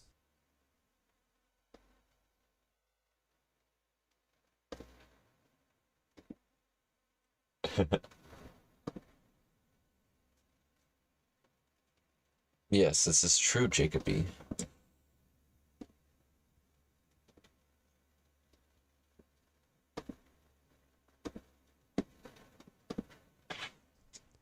So here, we're just going to create a shape, and you can see now it has been filled in, and it's looking good. Now, I'm going to undo this with Control-Z or Command-Z, and let's take a look at another fill tool. This one might seem more familiar if you have used, let's say, Yes. Photoshop or other graphic design program software. ever. The fill bucket allows us to point and click and fill in a spot that is currently closed in, such as this shape. You have the ability at the top to choose between fill, stroke, or both, just like before. And here you can also choose if you want to reduce points or attempt to reduce points once you fill. Because when you fill in, sometimes MOHO will add additional points to make the process work. So if we come down here and just click once, you can see we're able to create a fill color without adding in any additional points, which is really useful. Oh, that's why it makes that clicking. Complex shapes can be an issue with this. And so if you find that you are filling in and a bunch of points are popping up due to the details that are being filled in, then you can go in and choose to reduce this as you use the paint bucket. The next fill tool on the list is the delete shape tool. So if we come in here and click anywhere on this shape, it's going to remove the parameters of the fill. Coming over here, we have the line width tool, which allows us to, with any point, click and drag and adjust the width of that line. What? Let me see, let me see, let me see. Holy flump. Whoa!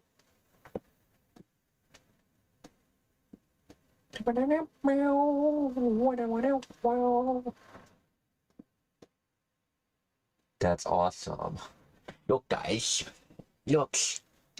Look like this. Whoa. Whoa. Whoa. Holy crap. Oh, it's animated. I accidentally animated it. Oh my gosh.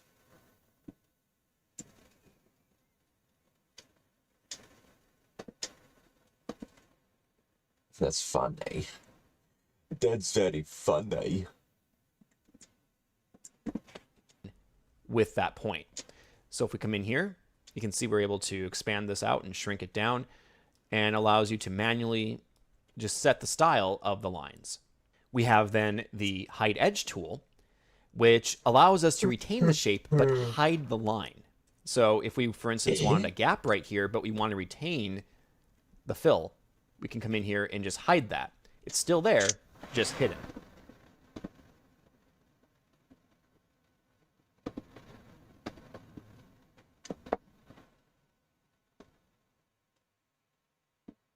Yeah, hold up. Let me delete that. There. Okay, go back to frame 0. We're back to frame 0. Hide edge.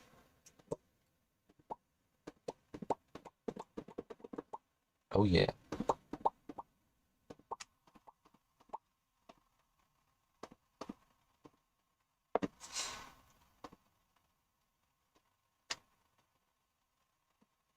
Let's expand these back out on the actual drawing this time.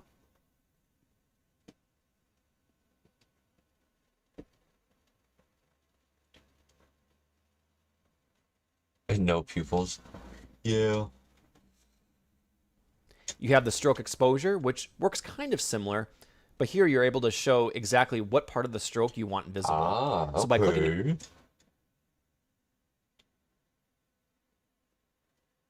Blue and Green's non-canon voice actors. and dragging and moving back. Sure. I mean, I guess so. Have I ever voiced them? I don't think I did.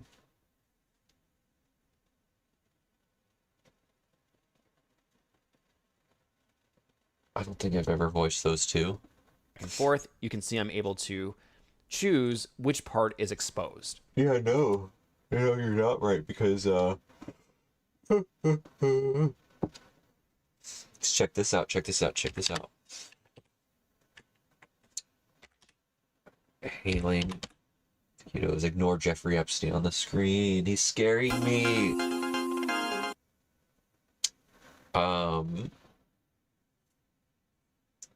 You're incorrect, Jacoby. I can beat you at your game. Look, because they speak right here. 3,000! He's shooting the taquitos with his taco! Because since he says so. Well, 3,000! He's shooting the taquitos with his taco ray! So, haha. There's some more info for you. What do you mean he can't talk and stream? I'm gonna say why. Why can't Bryson talk and stream? Why?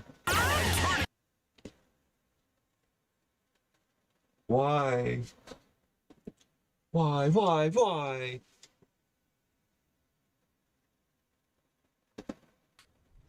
And one more feature here to highlight is the color points. If we come in here and we click on any of these points, such as this one right here, and come over to the swatch, you can see we're able to come in now and add a color surrounding this point. Hey, what? Excuse me?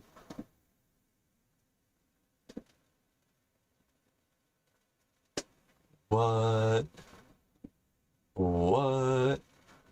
No flumping way. That's... I don't really know when I'd use this, but that's... I like that. My brain says that that's cool.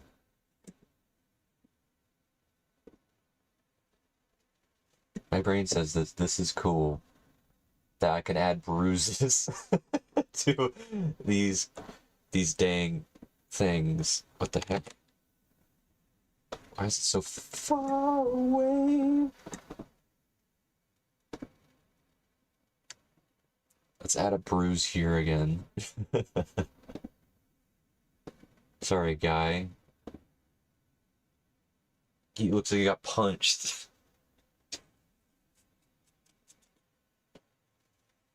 He got dang old punched.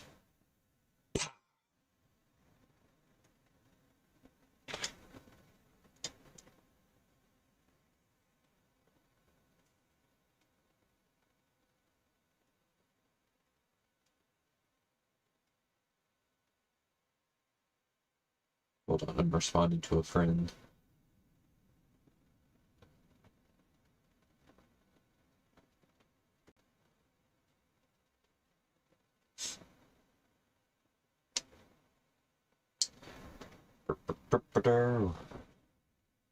What the heck? So made a tier list? Who made the tier list? You're gonna go. Well, okay. Hold on. Voco or someone. Voco shared it in the Discord. Hold on. Hold up, ring ding ding a ding a ding.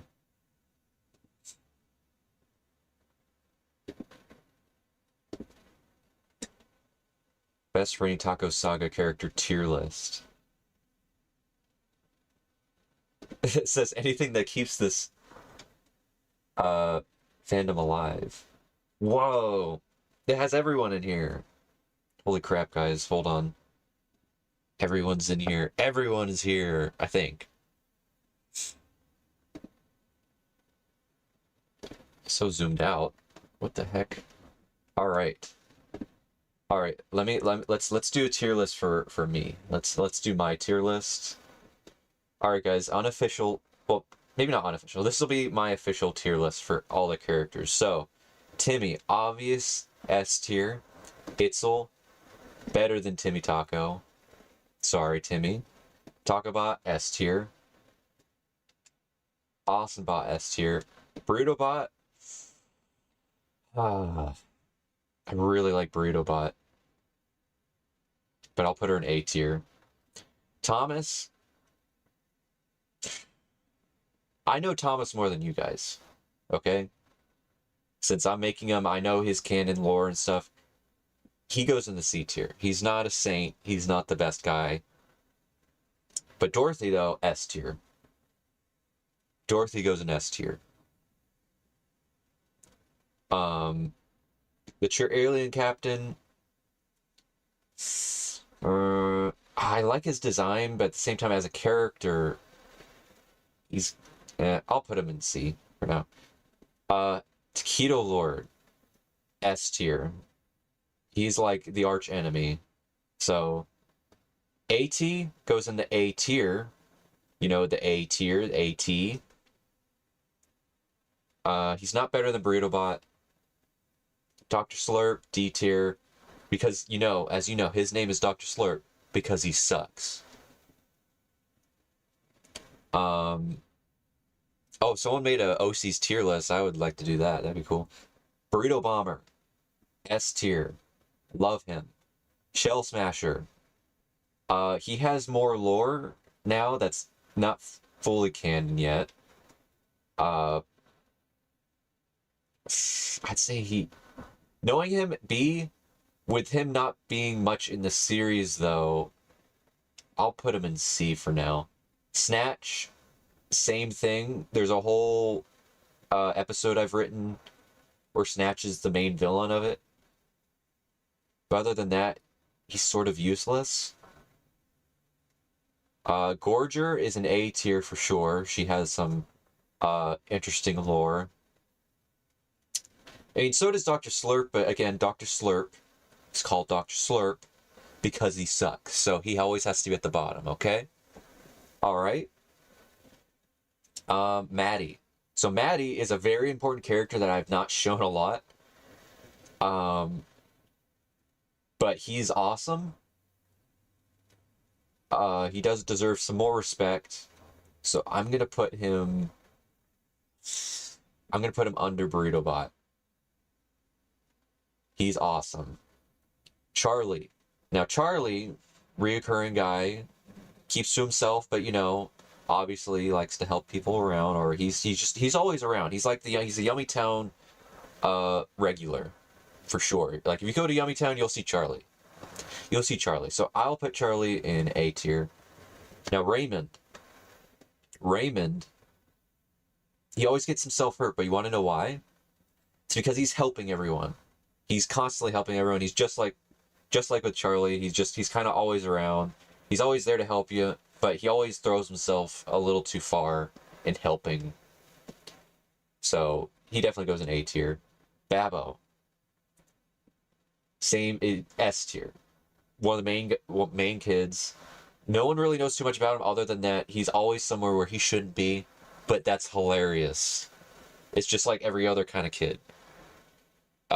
In real life, like sometimes you'll just be out and about, and you'll see this kid walking around, and you'll be like, "Whose child is this? Who's watching this child?" That is what Babbo is. Okay. He's like the epitome of just random child. His older brother, shoot, I thought I was gonna ace this with all their names, but the reason I'm a little confused with this one, Babbo's older brother, is because I've changed his name a few times. I think his name is Johnny. I think this is Johnny.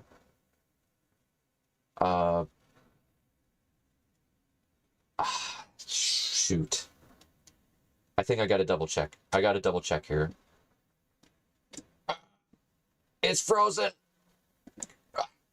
Okay. All right, let me check. Let me do a check, everybody. Well, here's the thing, is that you say his parents don't watch him. Here's his dad, Bobbert. Bobbert definitely goes in D tier because he's just the most absent, dumb, doesn't care father ever. He's always like, huh? What? Oh, what? I'm pretty sure that his name is Johnny. I'm pretty sure. Let me open the flash file. Guacamole Tsunami color. I'm pretty sure it's Johnny. While that's opening, Chauncey. Heavy B tier for behind the scenes. He's just around. His buddy Humphrey.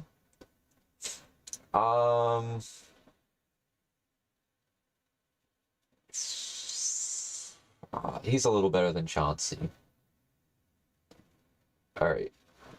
Chauncey. They call him the Chauncey boy.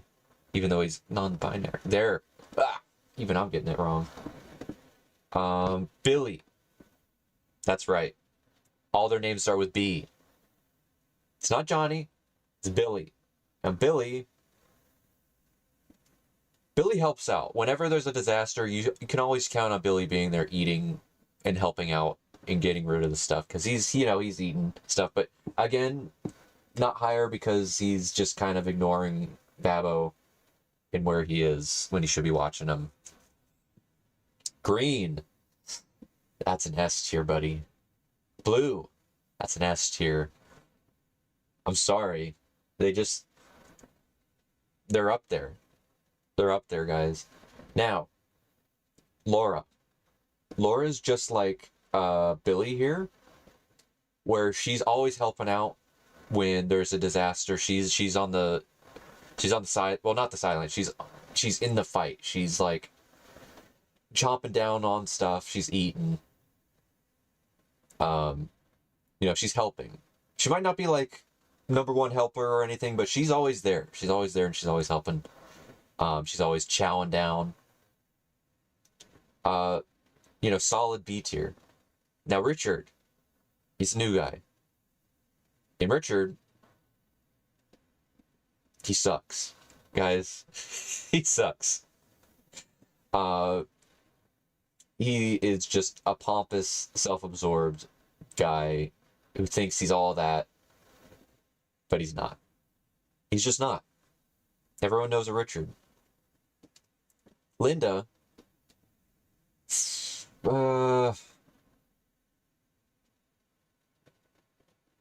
kind of a girl boss queen, but I'd say middle of B. No, she's not better than Laura. Yeah, I'll put her around here. She's okay. She could be awesome when she needs to be. But more often than not, she's kind of a victim of the circumstances that are going on. Wade. Wade is a chower. He chows down, but he is kind of dim-witted. He's less cognizant than Bobbert. So maybe high C. He's not better than Thomas. He's not better than him. He's not better than him. Okay, yeah. Oof. Yeah, okay, yeah, bottom of C. Now, Jimmy. Jimmy always got a big old smile on his face. Always happy about things going on. He's always happy when something's going on with the big weather events. I'd say he's a high B. Definitely a high B.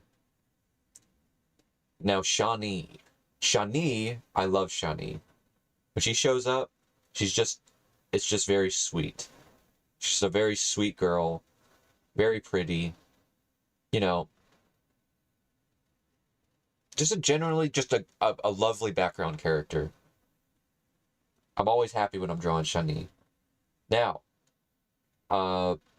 Paige and Steven. They're the epitome of background. Need to show some age differences here. They've lived a whole life. They're a perfect couple. They're together till the end.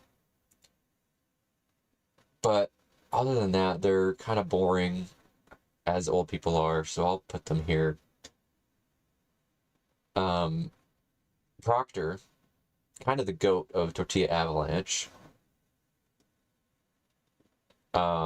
He let everybody know he works for the pizza. I forgot what the pizza company is called in Yummy Town, but he works for the pizza delivery. I don't know if it's like in the town nearby. I think because it's been a few years since I've thought about the lore for Proctor. I believe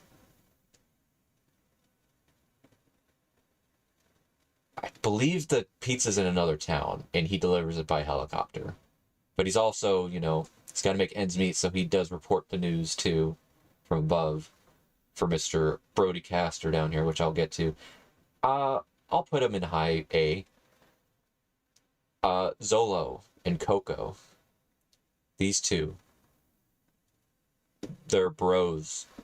They are bros. Coco, I like her a lot more than Zolo. I'll put, even though they're a duo, I know it sounds kind of effed up, but I do like Coco way more than Zolo. I'm going to put Zolo here and Coco in A tier.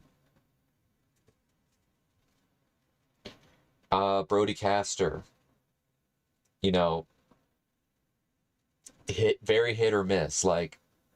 Very hit or miss with the news. He's either right on it, or he's spreading the fakest news you've ever heard. Very sensationalist. He'll always, there's a reason you don't break news right away before you get all the details about something. But the thing is that on the flip side of that, you could be the first one to break a story if it is true. But because of this, Brody Castor is a high B. He's good and bad. He's very you never really know where he's going to be at.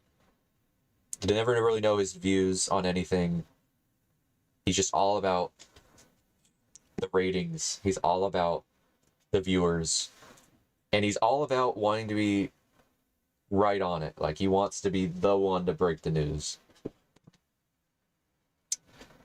Sasha. Pretty little girl Sasha. She's new. I don't really know too much about her yet. She's just kind of a background character. Just added background character, so I'd say she's a little, regular C tier. Ken. Now Ken, he's another one who's just kind of there. He's kind of the tallest one of all the, what's it called? Of the background characters, so he kind of stands out a little bit. But he's just like a regular guy. I like him better than Wade. Now there is one background character missing from here, or characters. It's the twins, because Mr. Pink here, he always pretty much watches over the twins because they're the youngest ones, and he's the teacher at Yummytown School. So more often than not, he's seen with the twins. If I had to put the twins anywhere, they would probably be in high B, because they're like Babbo, they're kind of everywhere whenever something's happening, but you know, Pink won't be far behind. Pink won't be far behind. Pink's a little goated. You know, he makes sure that he keeps the kids safe. Definitely better than Broadcaster. Oh shoot, I might have to put him in A tier actually. Yeah, I'll put him in A tier. All right. So that's the name of the helicopter guy? Yeah, his name's Proctor. All right, here's my list. Here's my list of Rain Taco's characters. It's real, it's canon. There's obviously a couple more characters that I haven't shown, but for the most part, these are most of them.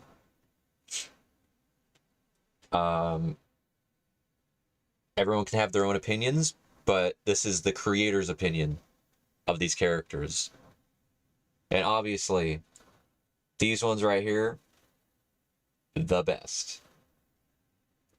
Okay, to be fair, actually, okay, wait. Now it's correct. I hate putting Dorothy down because Dorothy is awesome. Dorothy next to Babbo? No, I'm gonna put it back. All right. Yep, this is it. Should add child characters. There's a couple of them that are children. Babbo's a child. I mean, I guess Billy is like a teenager. And it's kind of like most of them are kind of like age ambiguous. They're obviously older for the most part. Sasha's a kid. Candy's not on this list either. Candy is another little girl that I added. There's another kid. She's just small. Yeah, so these don't have everyone on there, but you know, this is the most part, the recognizable ones. Okay, maybe not fully recognizable, but you know, as much as if you're following stream and you're following all my scattered posts online about this show. But yeah. Geez, that was a little bit of a side tangent. I think that'll also be a clip. That'll also be a clip that I can upload. Let's finish this tutorial.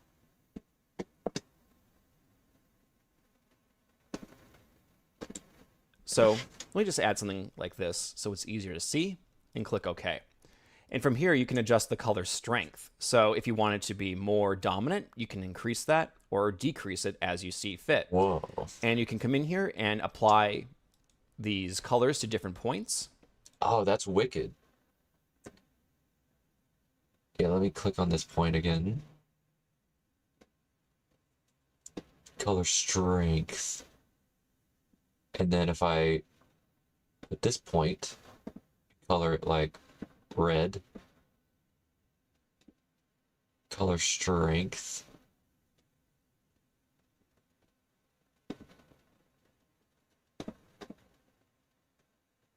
Yellow. Yellow.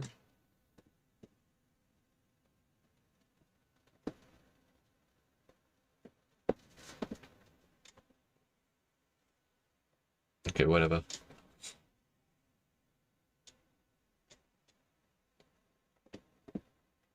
And as you can see, you're able to create a pretty cool looking effect just by overlaying these colors. It's It's a nice little gradient.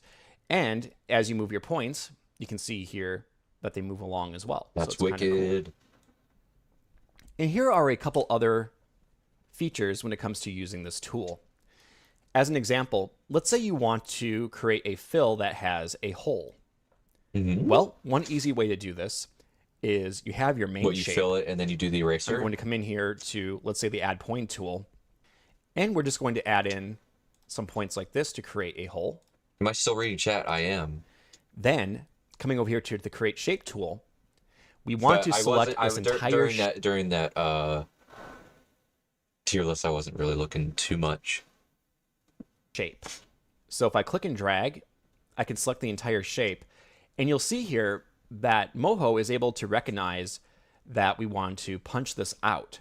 So you can see the red grid is going to indicate where we're going to fill in, while the white is going to be left alone. So if we come in here and create a shape, you can see now we have a hole, and it's pretty simple to set up. You may find that you're dealing with more complex shapes, and if we were to come in here, let's say, and highlight this, and then go to create shape, you can see that it's not going to locate those holes like it did with the other example. Which means in a case like this, you're probably going to have to go in and do some manual filling. So if, for instance, you did want this part to be punched out, you might have to come in here and just select certain pieces of this first. Oh, such hell as nah. these points, and then this hole right here. And then if you go to create shape, then you're able to fill in this part. So we could go Doing in that and in MOHO? create the shape like that. And you could keep moving along with that method. You could also use the fill tool. So coming in here with the paint bucket, we could come in and click and drag. And you can see this also has an easier way of detecting shapes. Although you will also notice that the line work might become a little bit messy as you continue to do this. Yeah. You can see right here we have multiple lines working now with this to create the fill. So there's just some things to keep in mind as you work through this. What? And one more note That's that it? can be very useful, Oh, I thought there was especially going if to be you like have an a easy... complex shape and you're not quite sure why something isn't connecting. Let's just go to right about here. You can see that I have this shape that's not complete. But if I click on the Create Shape tool and highlight this oval that I'm making, we have the ability to select Connect and Create. So if I click on this, what it's going to do is use those parameters that we had set up, but then bridge the gap between those 2 points that we had not connected. So here's another example of Connect and Create. I We literally have this just very did- basic example. That's like what I just literally did. With that. Of an outline of a character that we were starting to draw with our freehand tool. And just the way we have the line set up, you can see that there are some gaps, which would be problematic for filling in different objects. So we have a gap there, gap by the eyes, gap by the nose, we have one right here. And so it would just be difficult to fill in. However, if we come over here with the Create Shape tool and we lasso everything, I can use Control A for that. And we come up and choose to Connect and Create. You can see that it actually comes in and fills in those little gaps. So we're able to continue working without having to go in and alter the line work in a significant way. Now, you might have to go through, depending on how complex your issues are, and do things piece by piece. Perhaps you need to select certain parts of the character and then fill those in, and then fill in other parts in order to get the complete fill. So you might have too complex of an object in order for MOHO to figure out exactly what to connect and create. And if that's the case, just go in and isolate things and break it down further, like start with one area, fill it in, and then another area, and keep going like that until you get where you need to be. But Connect and Create is a great option, especially if you're freehand drawing and you find that sometimes your line work isn't quite connecting. That's okay, because this tool has you covered. All right. This is just basic stuff. Mask, dude. Here we go. Here we go. Masking? I'm hoping the game will be completely changed from Flash to this program with masking in this program. So let's see.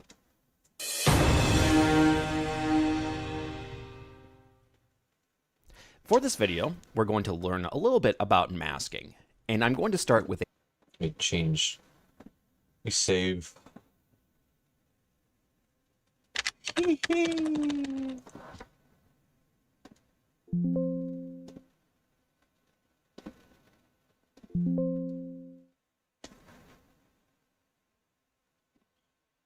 Close. New. How old is green and blue? I'd say probably just young adult. a blank document here and create some simple shapes to demonstrate. And then we'll move over to Kusi and add in some masking for her just to demonstrate something a little bit more complex. So first, we'll come back here to the blank document and we are on a new vector layer and we're just going to grab the draw shape tool. Now with the draw shape tool selected, we can use autofill and auto stroke and we will use the oval shape. Coming over here to fill, I'll select a light blue color, something like that, maybe a little bit darker like that, and click OK. And then the stroke line doesn't matter as much, but let's just do a dark blue color for this. So something like that should be fine, and then click OK. I'm just going to come in and draw out that shape, just like this. Now, with this shape, I'm going to apply some shading and highlighting, and this can best be achieved through masking. Now, we could go through if we wanted to on this particular layer and try to add in different points. Perhaps we want the shading to occur near the top left. We could come in and start to add points like this, and you could try to manually put in these different shading effects if you want to. However, I think you'll find that the masking process makes this a lot easier. So that way you're not going in and accidentally destroying the original shape. And then when it comes to animation, not having to deal with a bunch of different points on one shape in order to create animation. So in order to mask, you need to have your layers inside of a group. And we can come over here and right click on the vector layer and choose to group with selection.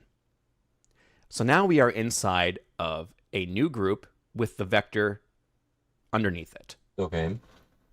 Now I can rename the first vector layer to oval, and let's just make 2 additional vector layers.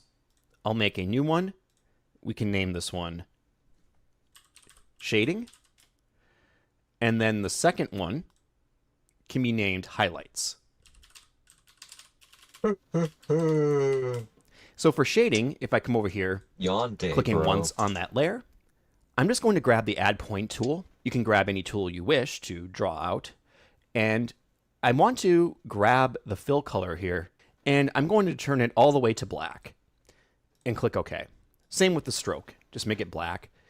And we'll come in and we can add some points going down like this. And we're just going to complete the shape by going up like so. And then make sure that we have auto weld turned on for this, so that way we can complete the shape. There we are.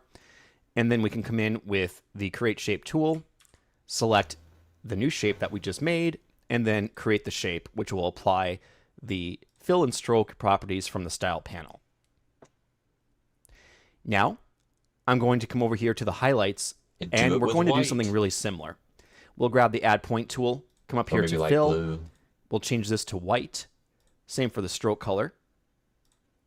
And near the top here, I'm just going to add in some points like this. You probably should complete the shape. Could have just used a regular circle, but whatever. Grab the create shape tool and create that shape. Now this doesn't look great right now. However, if we were to come over here and double click on layer 2, which is the group, and go over to masking, you now see we have new options. There's properties for like each kind of dude. This program, Adobe Animate, has just been depriving me for years. Look at this organization. Oh man. For masking. For this particular example, I'm going to choose Hide All and hit Apply. By doing this, you can see now the shading and highlighting layers have been masked in accordance with the boundary of the oval. Now you may notice we have some other things going on as well, such as if we zoom in here, you'll see that the fill color is overtaking the stroke line a little bit, and that's happening in a couple different spots here. If you go over here to your layers and click on oval, right down here, we have the ability to exclude strokes. So if we click on that, you can see by doing that, the stroke lines are now being applied over the original shading. So Wow. that way it's looking a little bit better now. And if we render this out, you can see it's looking like this. You can see currently when you're previewing this, it looks like the fill isn't going all the way to the edge, but previewing it will allow us to see a different view of this and how it's going to look when we render it out. Okay. Now, some other things we could do just to help with the effect. Coming over here, we can double click on highlights, perhaps go to the opacity setting. So and just it being reduce called highlights and shading, is that what made it choose, or is it just masking everything that's over the bottom layer? These are just things I need to know. that. And you can see as I'm reducing it, we are getting a visual update on the canvas of what this will look like. So maybe something about like 30%, we can apply that. Go over here to the shading, and we're just going to reduce that opacity again. And you could use blend modes for this as well, if you want to do that instead of the opacity. But we're just going to go in and let's do like 20%. Blend modes, that's and then we can click OK. And then I'm going to go back to that highlight layer and just grab this point and bring it down a little bit so that way we can create a more rounded edge for this. So there you go. So now you have something like this, and if we were to render it out, it appears that we have some shading and highlighting on this oval, but we don't have those extra pixels going outside of the bounds. And that's what masking can do for us. And shading and highlighting is just one example, but I think it's a pretty good universal example, as it's pretty easy to apply and show off. Now with our character, which is going to be a more complex example, I'm hoping the parts around like the hands and stuff is what he's gonna show for the masking here, but I guess we'll have to find out by watching. we have two things we'll do here. We'll add some shading and highlighting to the head, and then we'll do so for the front arm, just to demonstrate a little bit how we can go about this. Ooh. So here, with the character, we do have a head group, as you'll see. And underneath the head group, we have the different head elements, so eyes, ears, and all of that. What we're going to do for head is first click on hair top, and then we're going to go to new layer and choose vector. And this is going to be the shading. And we'll do a second vector, and we can name that highlights. I'm just going to abbreviate it by just using HLS. Now, we'll go to shading first, and just like before, we can come in and add in a shape for the shading. And I'm going to do this relatively quick, but you can see we have a little bit of shading here on the bottom that we're going to create. Now, I can select that group, come over here, and I'm going to do a dark blue this time. Something like that. And we'll make sure we create that shape. And using the select shape tool, I'm actually going to select the shape again, and then just disable the stroke. Cool. Now I'll go to highlights, and we're just going to come in. I'll use the draw shape tool. I'll select my color for the fill to be white. And I'm going to disable auto stroke just so that way we just have the fill color. And I'll come in and add a highlight right about there. Now we're going to go to head. Just double click on head to go inside. Go to your masking. Go to hide all. And then choose to apply. Now we have a similar look like we did before, with everything being cut off. Now, if we want, we could go to the head and exclude the strokes. So we'll go to that head ears layer because we want the strokes to be exposed. So we'll exclude the strokes from the masking and hit apply. And then we're going to go over here first to shading, right click, go to blend mode. And as we go through, you can see we have the ability to choose the different blend modes.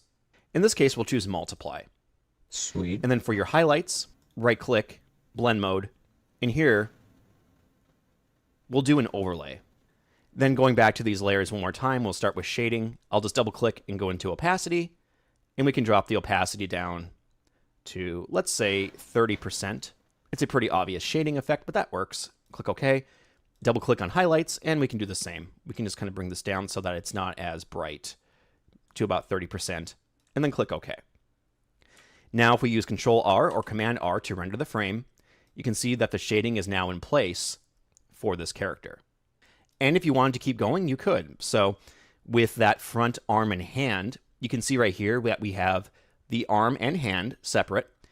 What we could do is add shading and highlights to each individual layer, or we could select both of these layers and then choose to group them. We can name this one then front arm, and then make some new layers. So this could be your shading, and then we have the highlights right here. Coming into shading. Man, is it not going to show since we're now like hand and... I wanted like a... some sort of... I mean, I might have to figure it out myself, honestly. Is like, if the hand is like a full drawing, and the arm is like a full drawing, how you'd put it... Because like in BooneBum, I was able to do this in BooneBum when I used to like 10 years ago, where it would like connect them and then mask the, you know, like it would go seamlessly into the arm into the hand.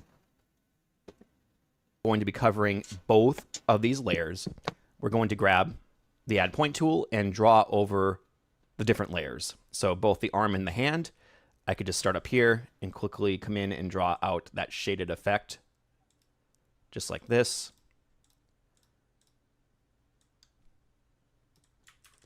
Make sure that we fill it in, and I'll just do a dark blue again with the blend modes this time. We're going to create that shape. Make sure that we disable the stroke colors. And then for the highlights, we'll add just a small highlight on the other side. Again, I'm doing this pretty quick, so you could probably go in and refine this much more, but this should hopefully give us a good example. So we'll come up like this and release. We're going to create that shape, making sure that we select the fill color to be white. And we can disable the stroke as well. Now, we'll double click on front arm, go to masking. We're going to choose to hide all and hit apply. Now, it's going to work a little bit differently now because we have more layers within this group. Okay. You'll notice that the hand is not being accounted for. And that's because it's hiding everything except the bottom layer. Yep, that's how MOHO usually works with your masking. That's what I was asking earlier. So what we need to do in this case is click on hand 1. And if we click on arm 1 as well, you'll see that arm 1 is set to add to mask, and then hand 1 is set to mask this layer. We want hand 1 to also be add to mask, and then apply. Okay, cool. And now you'll see that it's going to retain the masking for the hand as well. I see. And if we need to, we could also exclude the strokes for each of these in case if I didn't do that already. There we go. And it's just a matter of now of going in and adjusting your shading and highlighting layers. So we can use blend modes, we can use the opacity, whatever we want to do. I'm just going to lower this right now to, let's say, 20%. And for blending, I can choose screen as well. Maybe bring this up a little bit more to about 25. Hit apply, go to shading, blend mode. We can make that overlay or multiply. Actually, let's do multiply instead. And then we can reduce this down to about 25 and then click OK. So now if we render this out, just so you can get a better view of what we were doing here, you can see now we have applied highlights and shading to the head as well as the arm. Cool. So hopefully this gives you some idea of how you can do masking inside of MOHO. Well, it shows me how to do masking with the just shading, but like, I wish there was like another example shown with the wrist, but you know, I could probably figure that out on my own. Let's see, which ones are next?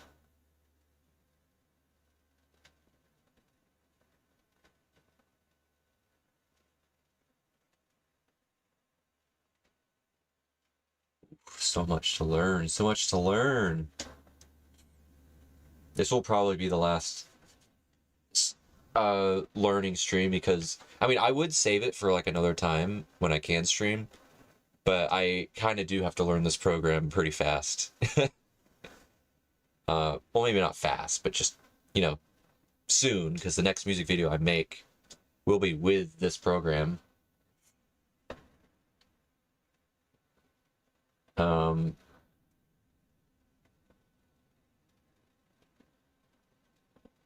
Let's see, so there's rigging and rigging images. I'm sure they want you to do like actual images more, because like me doing just the Itzel from Clip Studio, in the way it was able to like not damage the drawing when it was like manipulating it, is like top notch. Like, because usually when you have like bitmap drawings that aren't vector, you have like it blurring a lot, and it still does a little bit, but like it being normal is already blurred is the thing.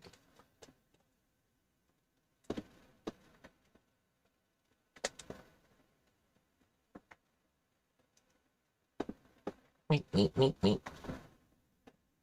Bink, bink. Ooh. It's such a good idea for this little tutorial here.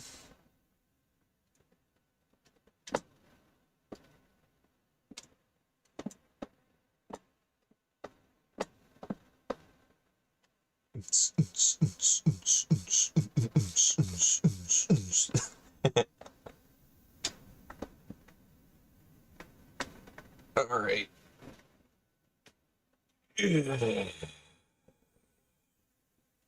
I'm probably gonna call it here. I'm a little bored. A little bored and a little tired. I don't know, I'm not feeling too good. As you can hear with my blowing my nose and sneezing. Hopefully I'm not getting no sicks. So, next stream. Fortunately, I have no clue when that'll be. I have no clue. But you can join the Paragrip server, because if there could be a chance I might join, you know, voice chat on there. I don't know about sharing my screen or anything, because, you know, I'm going to be with bad internet here soon. But who knows, maybe I could join voice chat occasionally. But for the most part, I don't really want to be using too much internet. Okay,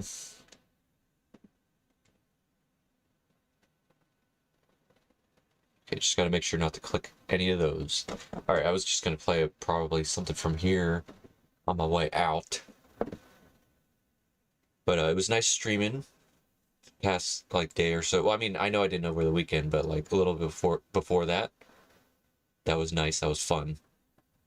Learning this program with you guys live.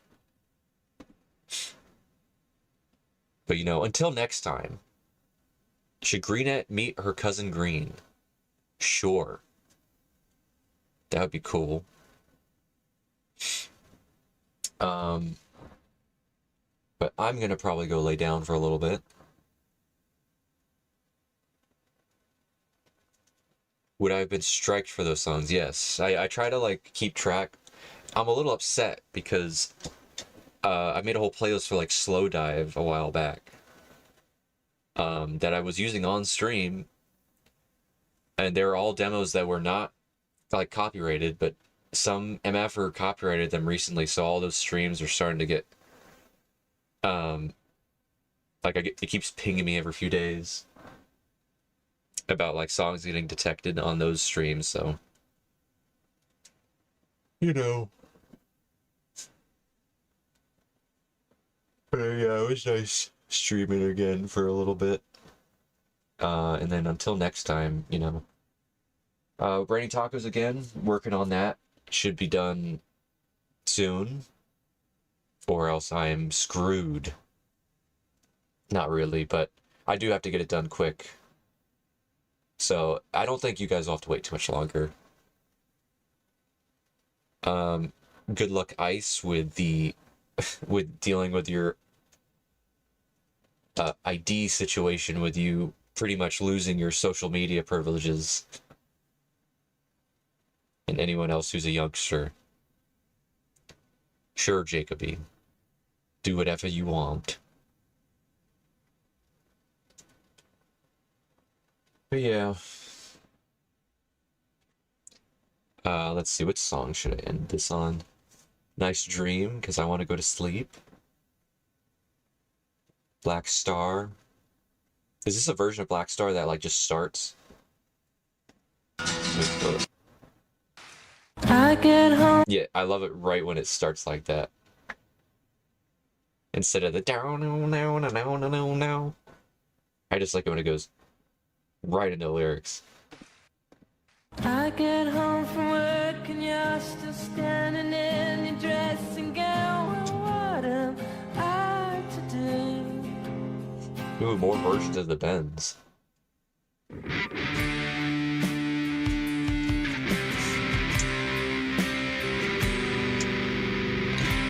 Yeah, Kenzie, I'm gonna end stream. I'm not feeling too good.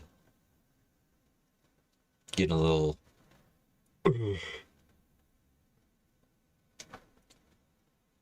But yeah, until I'm back, keep on drawing, keep on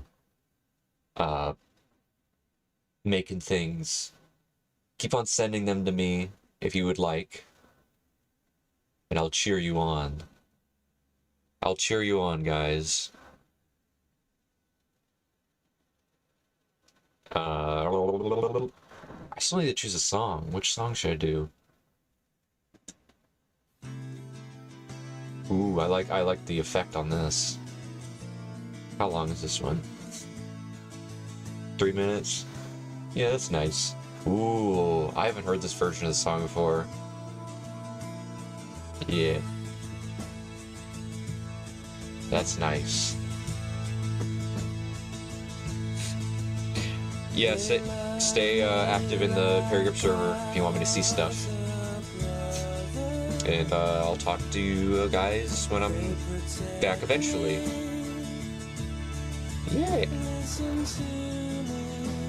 It's gonna be still booning. Bye-bye.